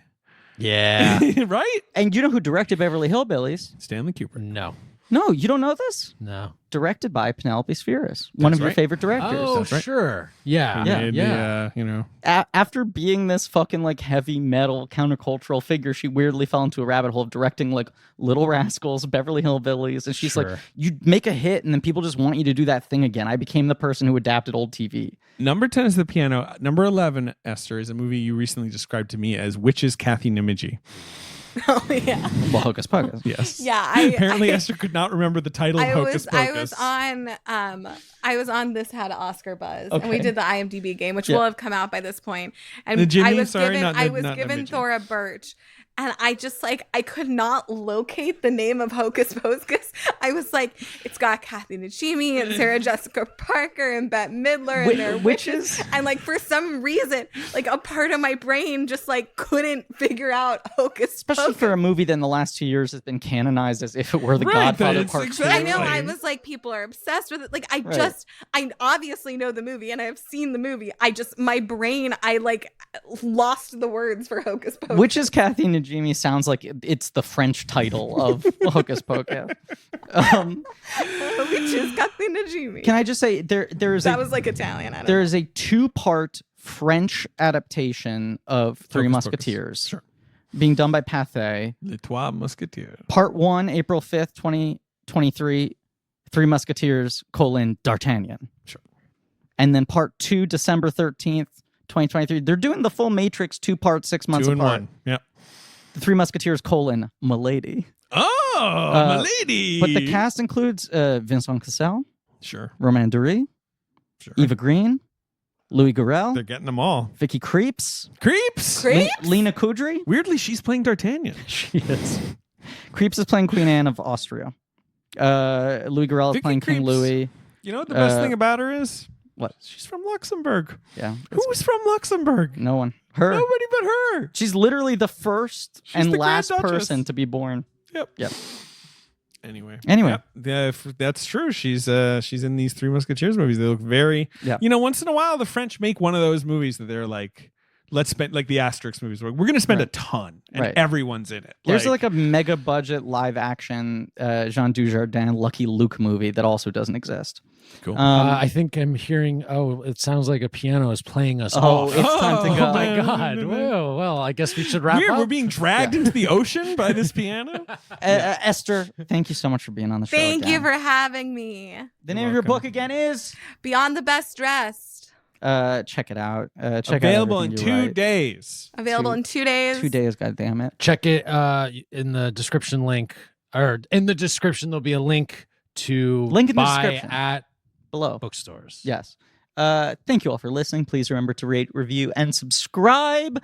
Thank you to Marie Barty for our social Hell media, yeah. Joe Bone and Pat Rounds for our artwork, Leigh Montgomery, Shout the out Great Marie. American Elf, for Yeah, I our don't know. theme song, AJ McKeon, Alex Barron for our editing, Nick Loriano, JJ Birch for our research. You can go to Reddit, blankies.reddit.com for some real nerdy shit.